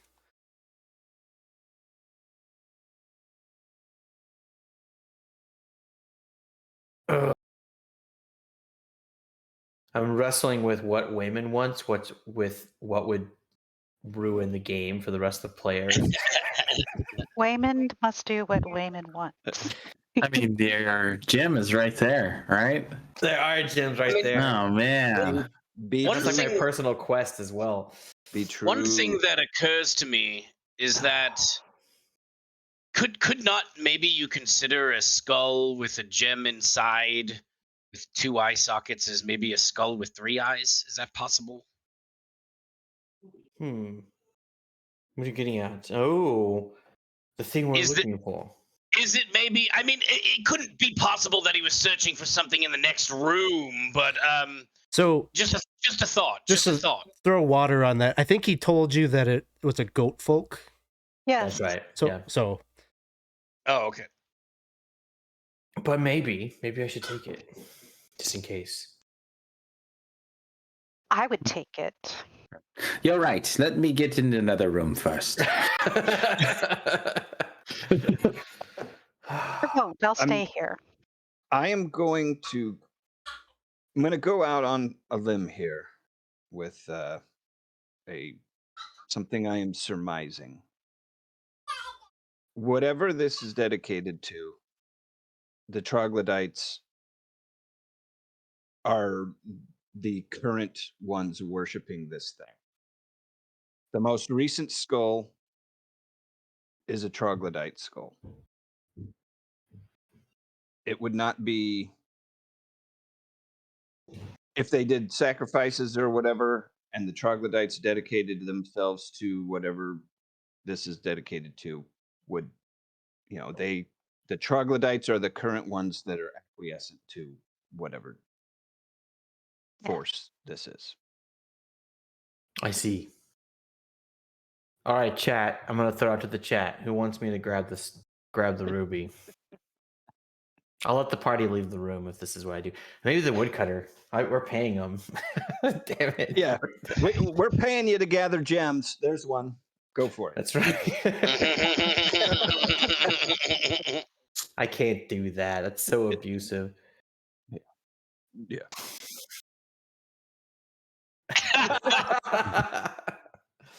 They are humans and have agency. Well, I have one vote in the chat to do it, but the chat member that voted is one of the party members who is also saying he doesn't want it to happen. So,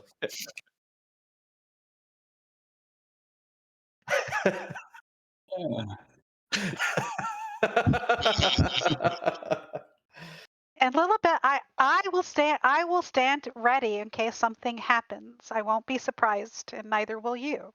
It's gonna be really funny when nothing happens right here, guys. Yes. see, that's what I'm thinking too. But 250 gold piece gem, no DM puts that out there just to Just grab. grab it. I'm gonna grab it. I'm gonna move. I'm gonna. Oh no! Really? Oh, no. And I was moving to the northern.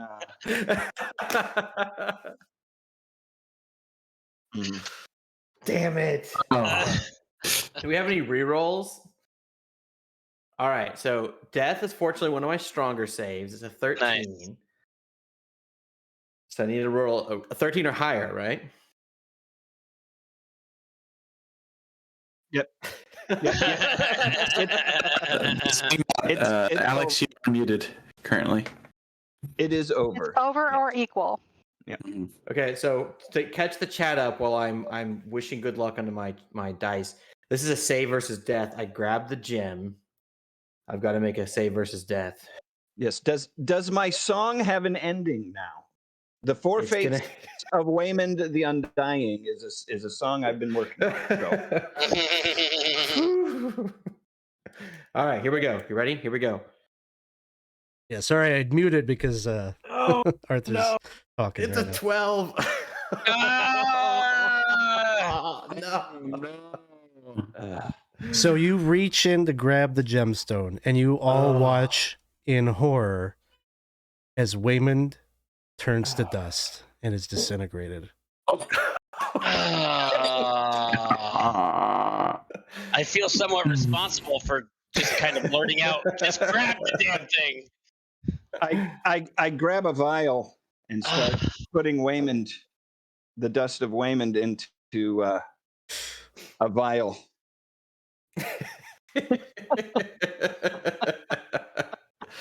Well, everyone, it was nice knowing you. Oh no! I'm gonna come back as something interesting. Maybe a beautiful elf maiden. This would only be better if we had like included the banter we had beforehand about being risk averse.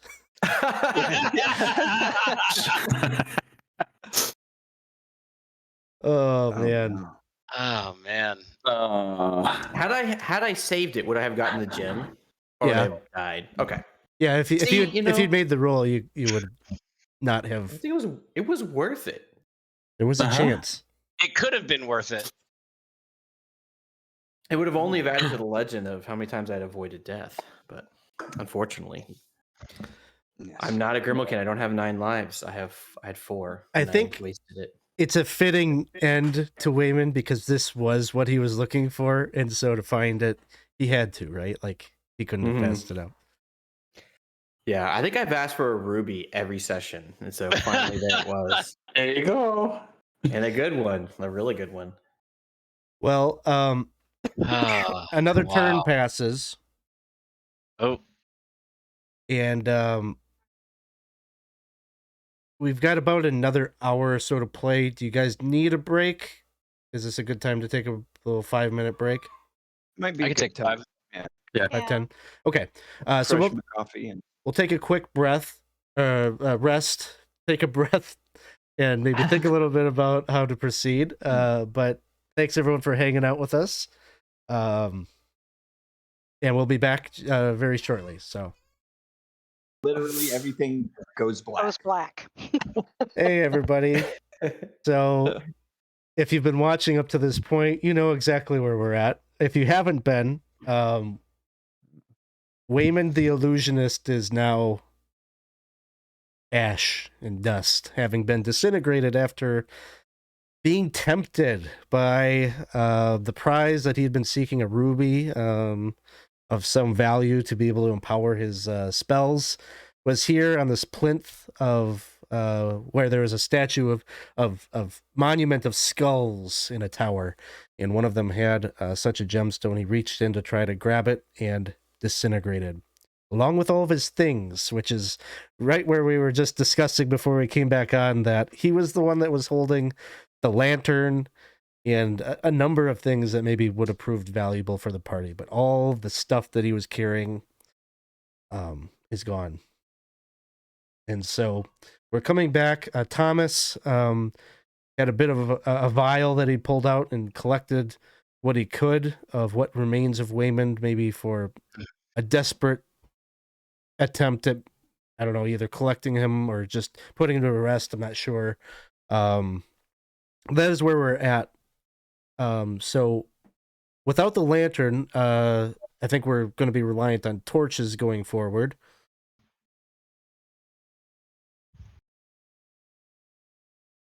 You need a tinderbox? I'm good. I have some torches still. Yeah. I used one, so I have 6 left with me. And our friend Geoffrey has 3 on him as well. Obviously, the friar would be shocked and sad and all these things. We'd light it up right. He'd probably say a prayer quickly and be ultimately sad at someone, a person that he had grown to admire in a way, had passed. He is saddened by that. He would consider him a friend at this point. His friend that gave him an opportunity to reflect so much on his own life and his choices he's made had passed. So he'd say all those things in his kind of spiel and sermon and prayer. Okay.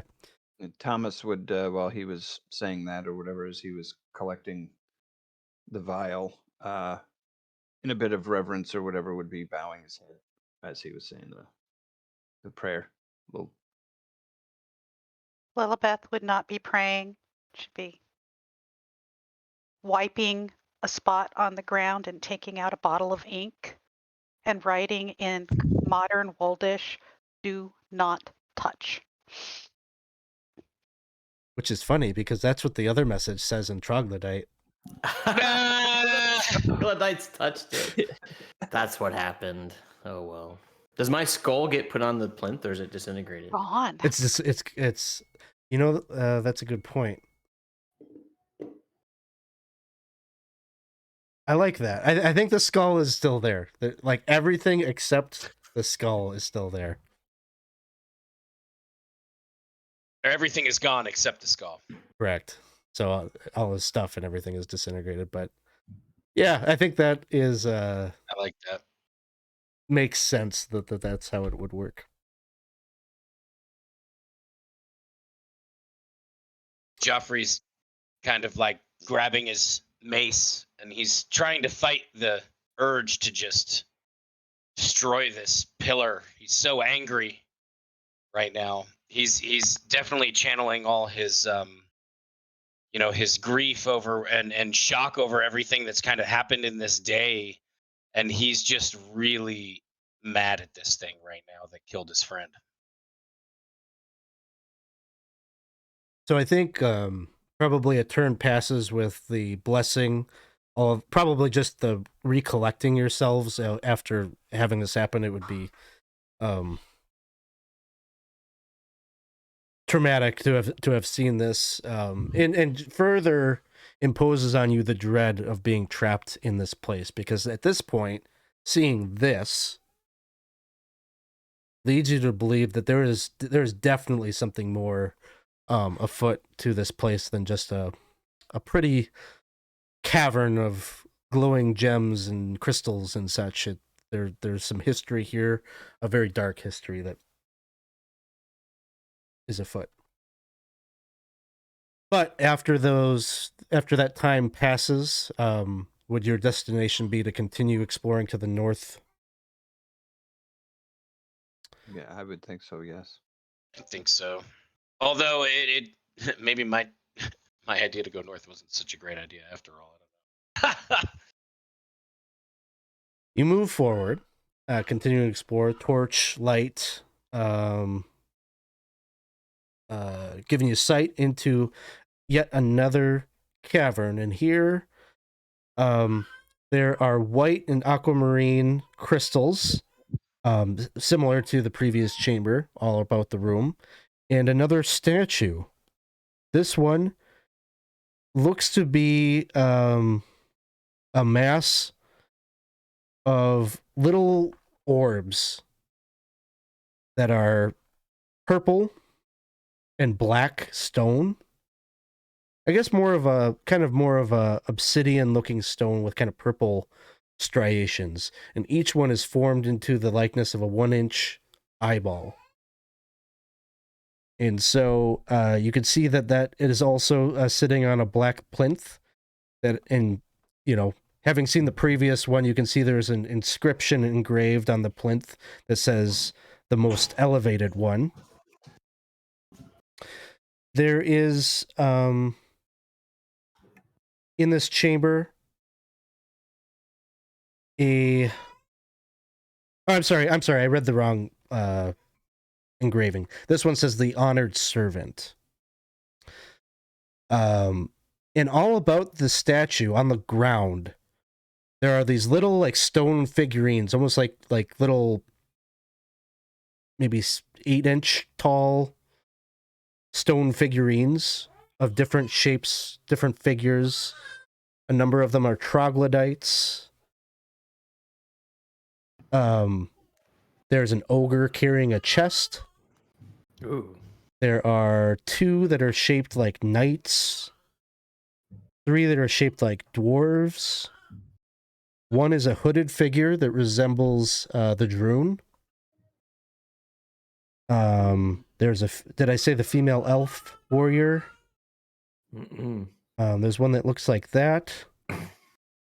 And then as you're walking into the room, there are a number of new little figures that are emerging from the floor, almost like in real time being constructed and forming from the earth itself. One that looks like each of you. Winston spits on the ground and says, "Well, we better not touch any of that shit. Let's get out of here." Yes.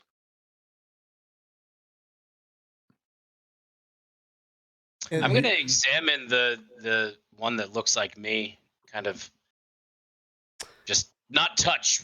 Look, no touch.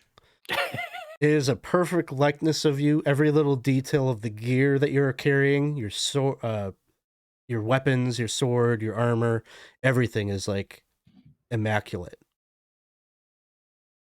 And as you're looking at your statue, you can't help but come across 2 statues, 2 figures that fit the description of Marjoram Gryver. 2. 2. What are the differences between the 2? As far as you can tell, just looking at them, no differences at all. Both have kind of this kind of big, almost baggy-like gown, like a wizard's dress, traveler's cloak, hood, carrying a staff that is topped with a prismatic-looking crystal.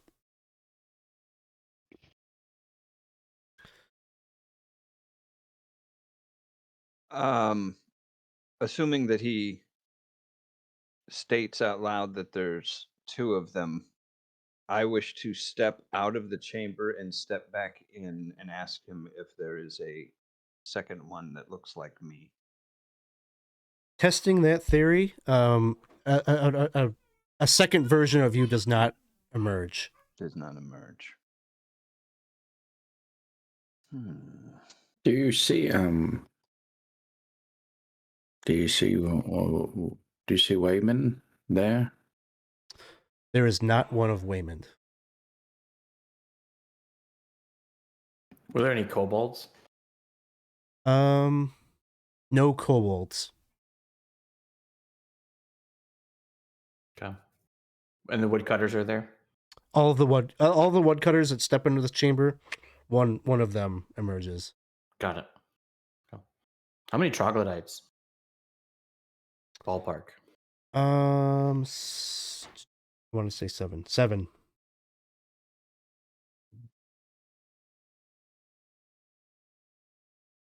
One female elven warrior, Yes. one Droon. Although if we need to adjust the gender on that later, we can. Okay. Kind of what I was thinking. Interesting for the 2. Marjoram Gryver. We'll say this. There's like one statue that has a big asterisk that sits next to it. It's a wood group warrior. It could, yeah. Something like that. BBD. I don't remember agreeing to acquiesce or serve. I'm not comfortable with having my image in this room.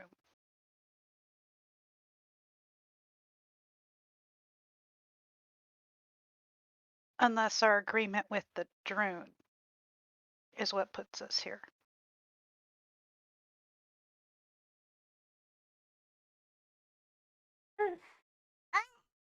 There he is. Hi. Hi.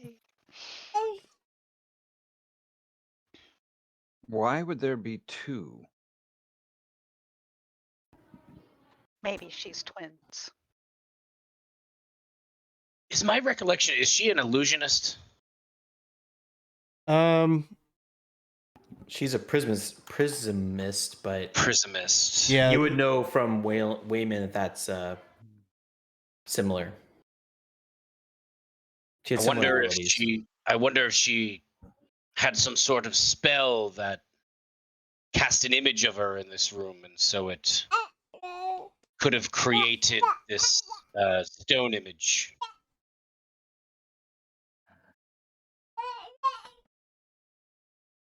I fear it's perhaps something more sinister. Perhaps if when she entered, she was one person and discovered something that changed her. Dun dun dun. I would like to leave this place. Right. Looks like you Yes. have 2 such options for doing so. There is a... I'm going to say, I'm just going to go for it. So for the North Passage, you think you see like maybe candlelight. There's like a slight glow there that is brighter than just the luminescence of crystals. And then to the east, I mean, probably at this point you've at least stepped in a bit. You could see that there's like a kind of a milky white glow. Maybe more crystals coming from that passage.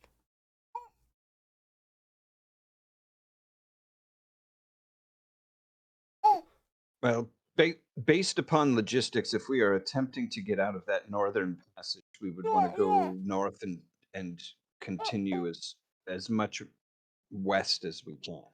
Agreed. North is the way we go. Until we can go east. I will mark down that we are aware of what's in the east. Continuing north. Yes. Be Okay. on guard, though. So you continue forward, and here is where maybe it starts to, just like the passage to the south that you went down where you got attacked by those slime creatures. It's no longer cavernous. It starts to turn into worked stone, like you're kind of walking into something that was at one time constructed by some kind of intelligent life that lived down here. And there, as you move into this chamber, you see there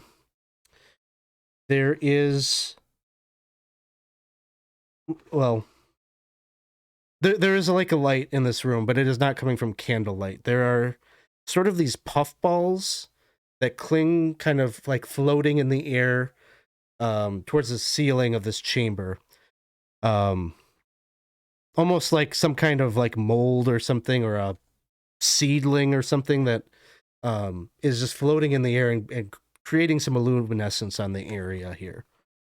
And towards the, I guess, the western side of the chamber, you're struck by the sight of a middle-aged woman who wears embroidered finery of purple with gold trim, a prison-topped staff. You can see there's a bedroll over there, and some miscellaneous things, a wicker basket that appears to have some forest roots and berries and mushrooms in it. And the woman is sitting kind of by herself, and she stands and grabs her staff as you enter into the chamber. And she looks at you all and says, "Oh,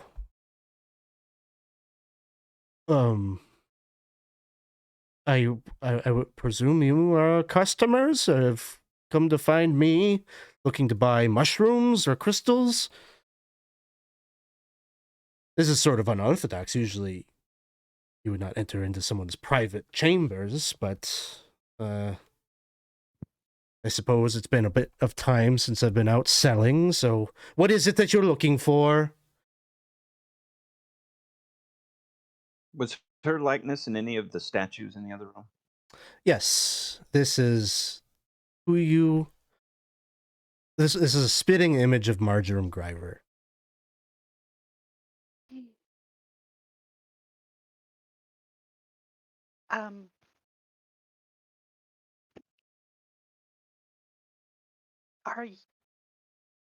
You sell herbs?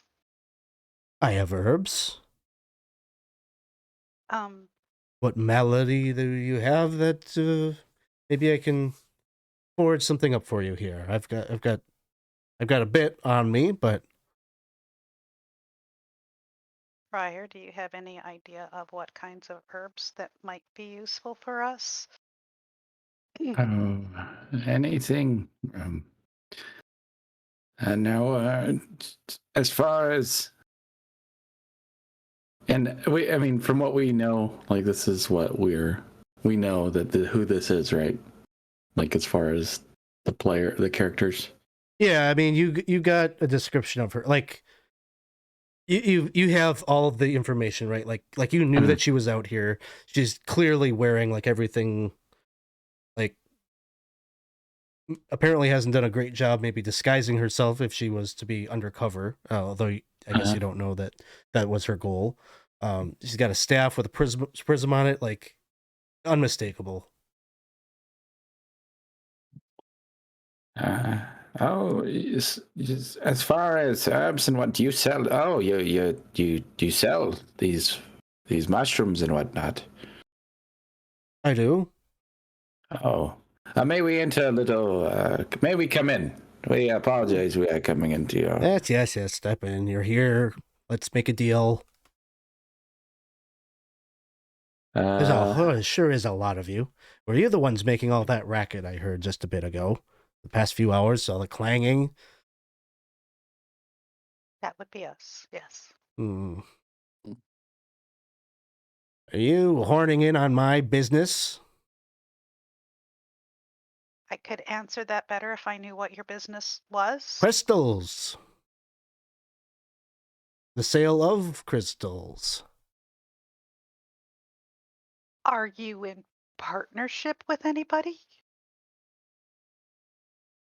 Well, no. It's just me. Okay. Do you have like a claim staked that would be known in the wider world? I'm telling you now that I have claimed this. You wouldn't rob an old woman of her livelihood, would you? Depends on if the old woman would rob me of mine. Finders keepers. I was here first. Hold on. Let's not get in an argument about this. We are just coming. We are passing through. We are trying to leave, actually. There was a cave-in. We've lost one of our good friends along the way. No. A cave-in? I know. Oh, no, we lost our friend, too. Yeah. She shrugs.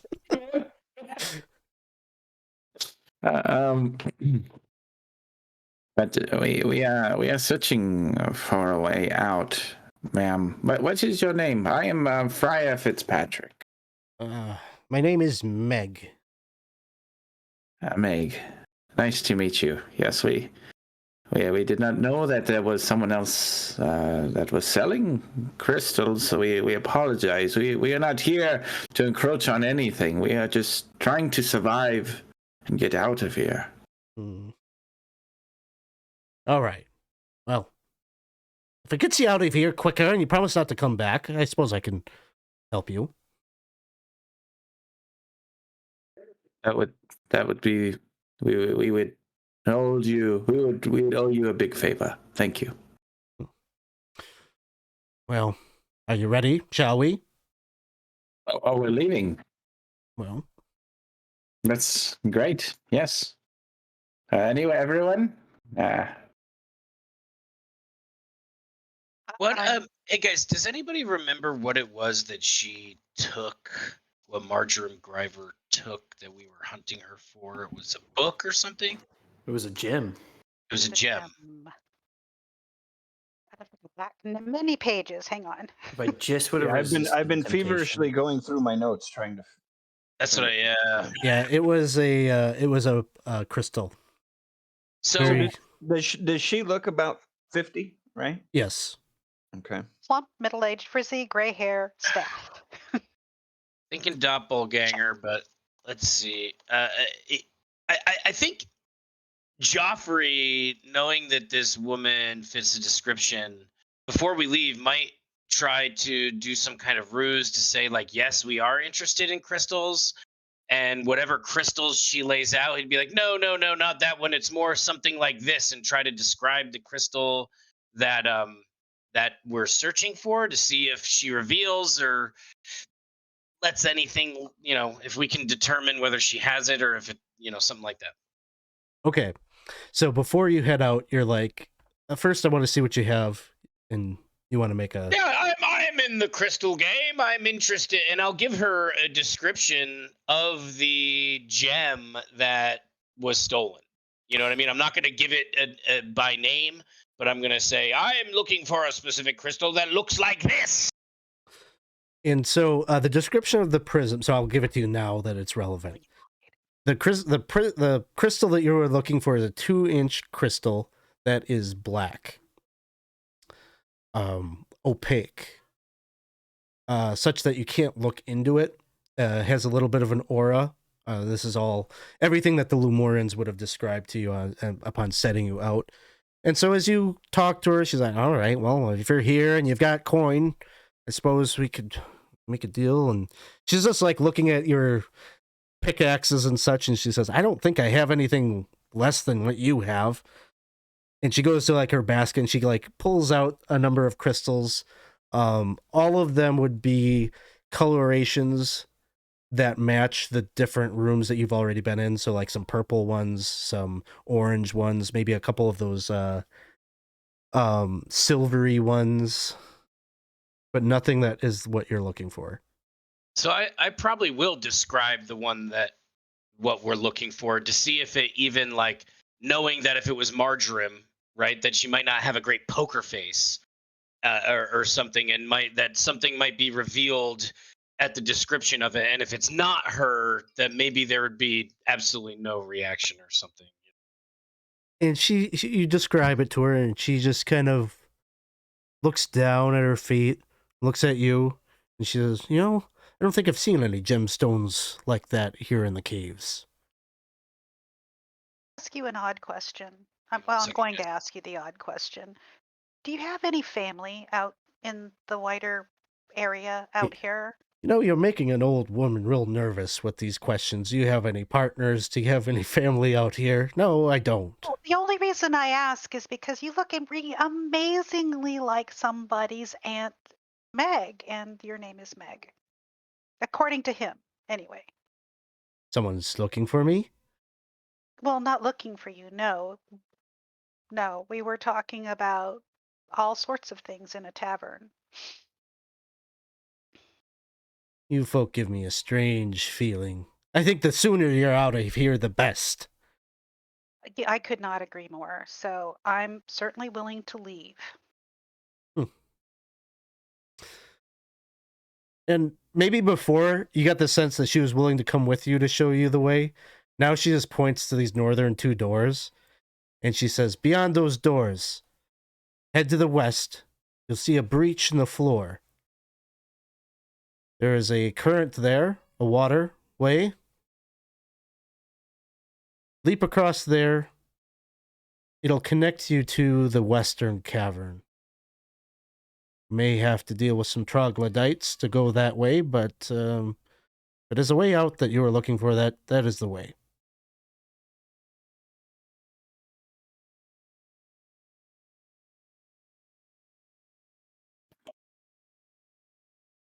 Sorry, guys, my doorbell rang, so I had to run real quick. What did we do to upset her? She's just getting nervous because you've been asking her a lot of questions about her personally, and now she's not thinking.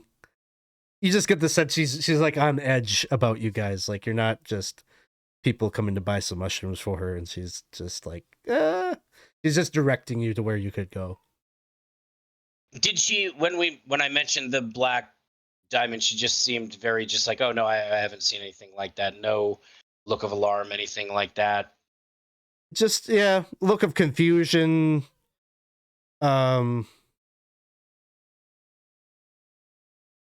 It was likely my question. She didn't really seem like she knew what you were talking about.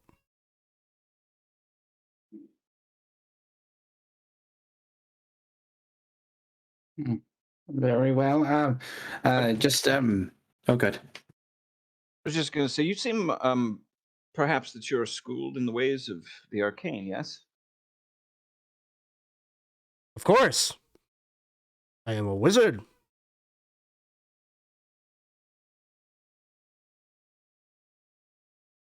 What, there was something that we found curious, is that in the other room, as you entered the room, these little statues Yes, I grew from the floor. I'm familiar with it. And it was the statue previously that destroyed our friend. Do you know anything about those? Well, no. I clearly it was a monument to maybe some kind of a cult or something that layered here.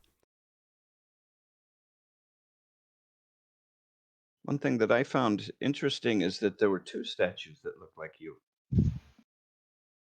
Can you explain that? Well, I am capable of casting magics that duplicate my form, you see, and the times I've had to do this to ward off those that enter in here, I'm just an old woman off by myself. I have to defend myself. That must be why.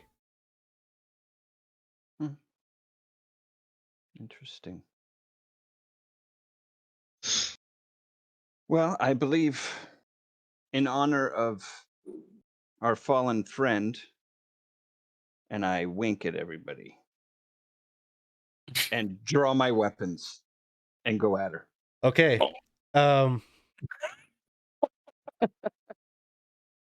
Attempting to knock her unconscious. All right.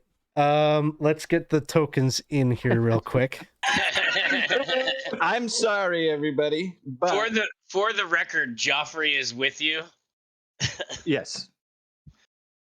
I was about to ask for some mushrooms too. Yeah. Go ahead and arrange the tokens as they would be in the room. Okay. Oh, back here.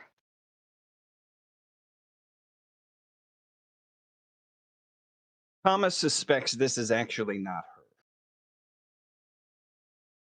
her. Yeah, Geoffrey is convinced it's not her. Because he thinks that once he just flat out described the gem, that Marjoram would have either showed her hand or looked real nervous. Something would not just like, oh, humdy ho. Haven't seen anything like that. So you've all just been redeemed a reroll from the chat. So you got each of you individually has a reroll. You chat? Thank you. Is Apu going to be able to stay where he's at? Yeah, he can stay where he's at unless you wanted him to be somewhere else. I just don't want him to be in the line of fire. So I'm going to say she's not surprised because she's already on edge. And so as you draw your sword, that's where we will roll initiative. And she's going to retreat. So I'm declaring that she's going to try to retreat as this happens. So why don't we have Thomas, why don't you roll the d6 for initiative? I got a 2. I also got a 2. If you'd like to use your reroll on that, you could. No, I'll try my luck here. Okay, let's go again. I rolled That's a 2 5. again. Okay, so you got the jump on her. She's surprised, or she's not surprised, but you guys get to go first. So we start with movement. Let me go to here. I am.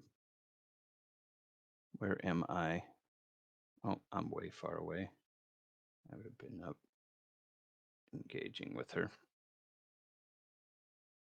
So I step up and do my thing.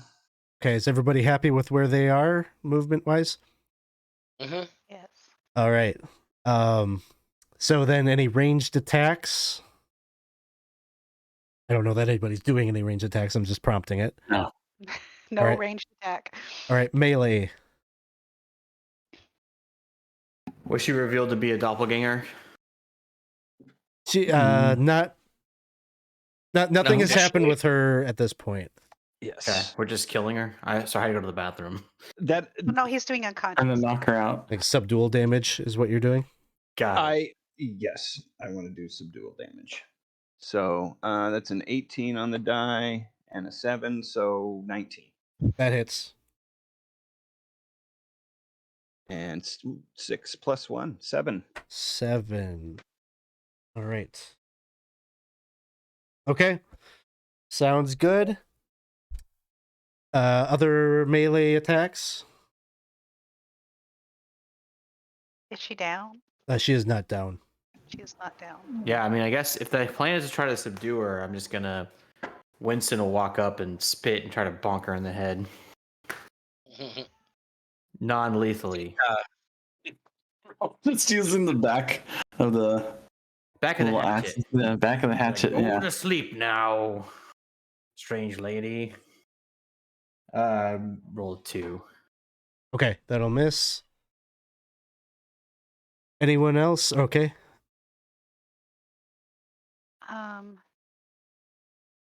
Isaac the woodcutter does a point of damage, it looks like. Okay. All right. Yes, Ryan the woodcutter. 2.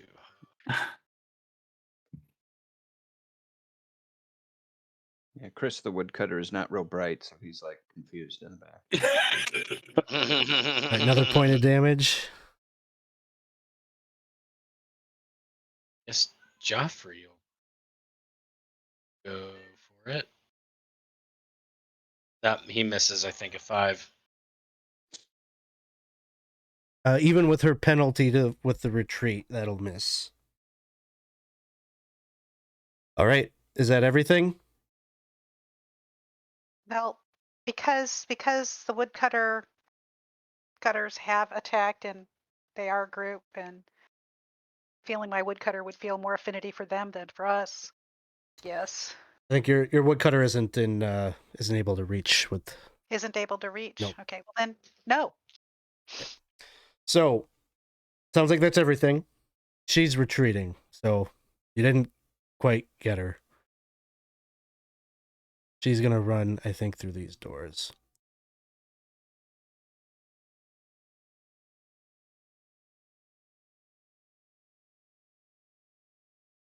And I'm gonna say what you hear is you hear her impact water. There's a big splash that you will hear.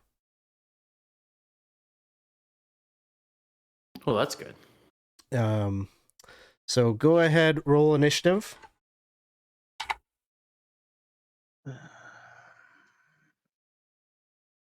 That's a 6 again. Okay, you guys are up first. Follow her. Yep. So you wish to move.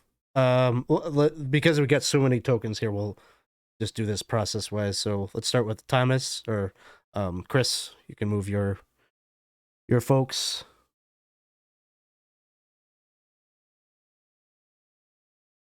I don't have vision up here. That's right. Who's got the torch? I would say it would be the Friar. So let's get that going on. Friar. That's probably going to be a little bit of the limitation here. So let's have Issac move. Mm, Hmm.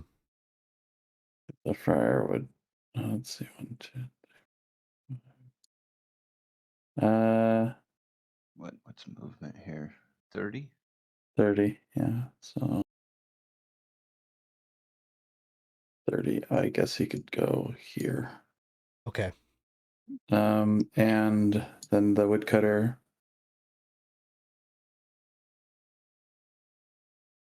Keeps on colliding with walls. So he'd move up.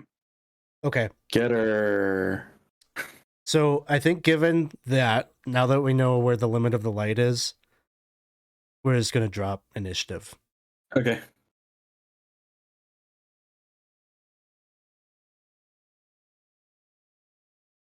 Okay, I will continue my movement.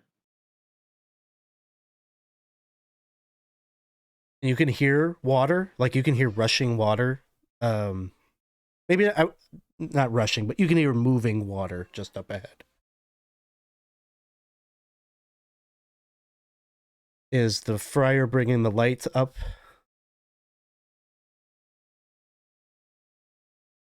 And so you have, Yes. you're standing in a 15-foot wide hallway of worked stone. To your east, you don't hear anything. It's silent from there. There is noise coming from over here. Go ahead and give me a listen check. Ooh. I'm actually pretty decent at that. There's something I think with my... You've got a boost to that. Yeah, go ahead. And you'll be the one to do that then. I don't know what it is, but I rolled a 2. Let's see here. Okay, so you're going to hear something then. Yep. Hear noise 1 to 2. Yep.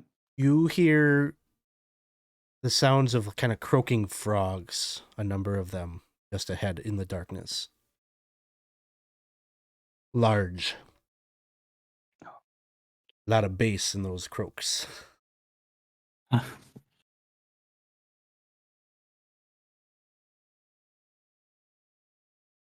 right. And then is everybody moving up? Yeah. So you can all move. Go ahead and move your tokens where they would want to be. And so I think the question here is going to become, do you want to pursue forward? You can hear that there's probably some kind of a threat up ahead. And you've got a pretty good sense that that's the direction that she went. Or there's this other passage that could be explored as well. Now, we heard the splash over here, correct? Yes.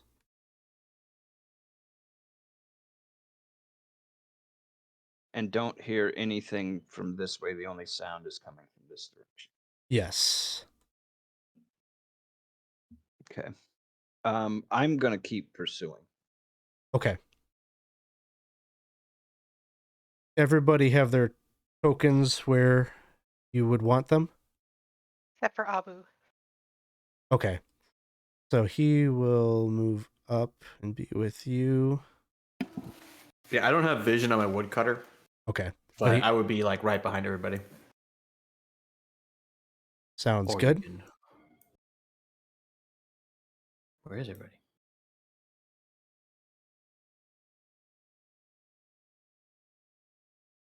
Oh. Apparently you can move them, huh? I can move them. I can't see where everyone is. Okay, gotcha. Right about. Oh, now you're on top of Thomas. Oh, maybe it's just broken. Hold on, let me hit refresh. Yeah, Because I your just be icon, like whatever. The tokens probably don't have vision, is what it is. For the woodcutters. Okay. So as you move ahead, and I think you've got light at this point, you can see there are two giant frogs that are looking down. There's like a break in the floor here. And it looks like they're looking down. And yeah, that's what you see.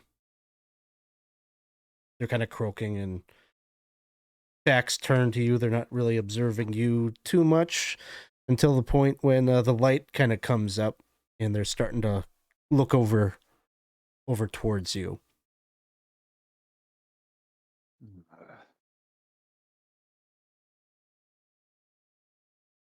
We're not in initiative at this point. Oh. Not at this point.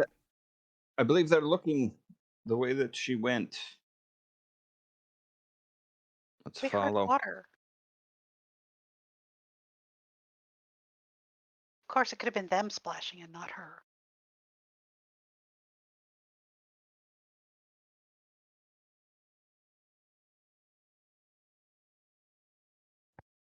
it did say the way out, right? Do you not believe her? Is that why you struck? I did not believe her. No, I fear that she's some type of. Well, either she was the one that we sought, or the one that has come to look like the one we sought and could give us information.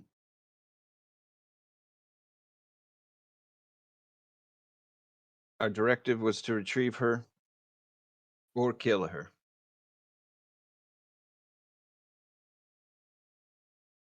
That's why I struck.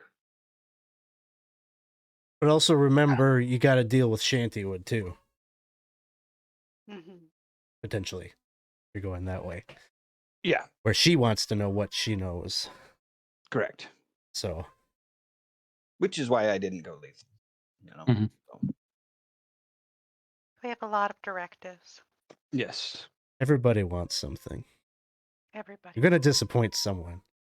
That's right. As long as it's not us. So. Well, given the time, we've only got 5 more minutes that we would play anyway. Maybe this is a good decision point to like leave you with, that you could figure this out maybe before we start back up next time. So I think we'll call it a session there, and potentially be meeting a new character in the next session here. But thanks everyone for hanging out here today, following along with our campaign, with our game here. A lot has happened, and as you can see, can be sort of unpredictable what might happen in OSE.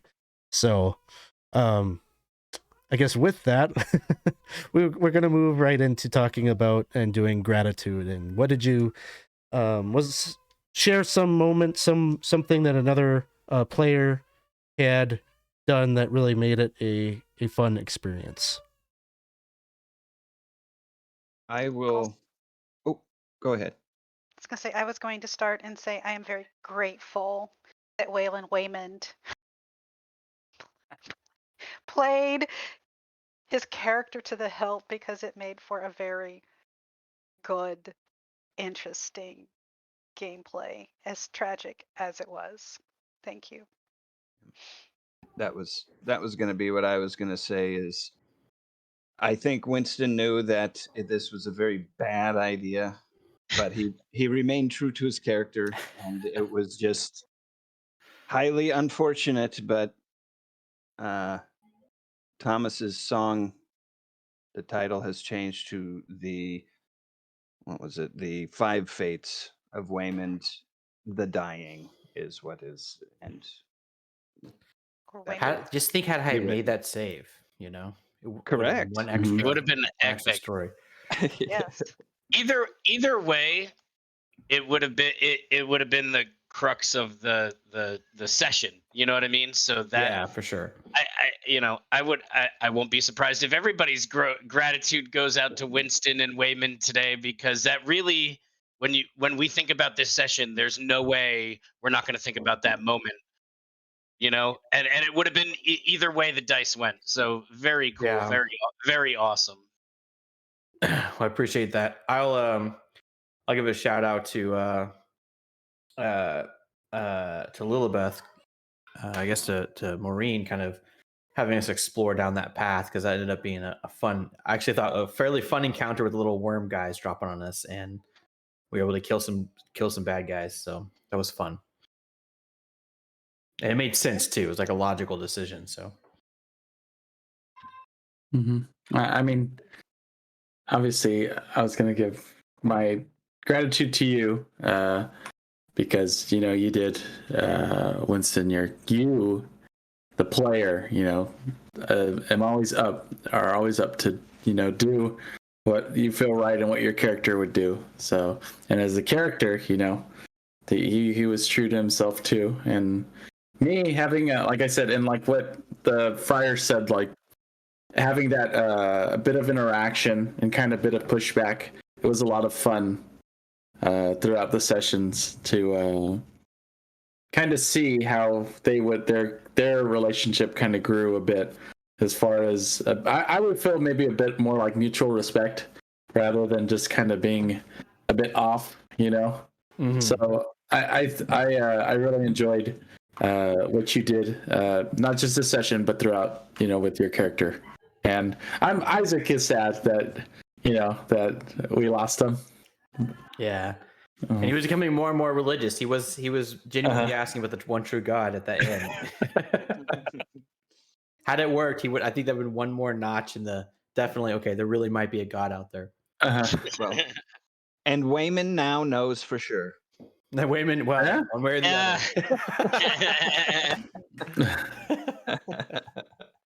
That is true.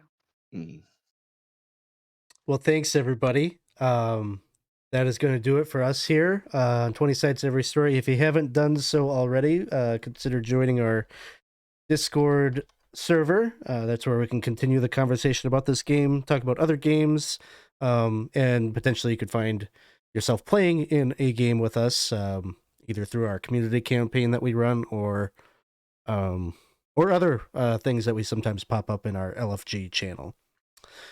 We've got not exactly another 20-side, another tabletop thing tonight, but myself and Joe T will be playing, what was it? The Devil in Me? I think, Ryan, you looked it up, right? The Devil in Me, one of the Dark Pictures anthology games. We'll be doing that over on twitch.tv/20sidesgaming.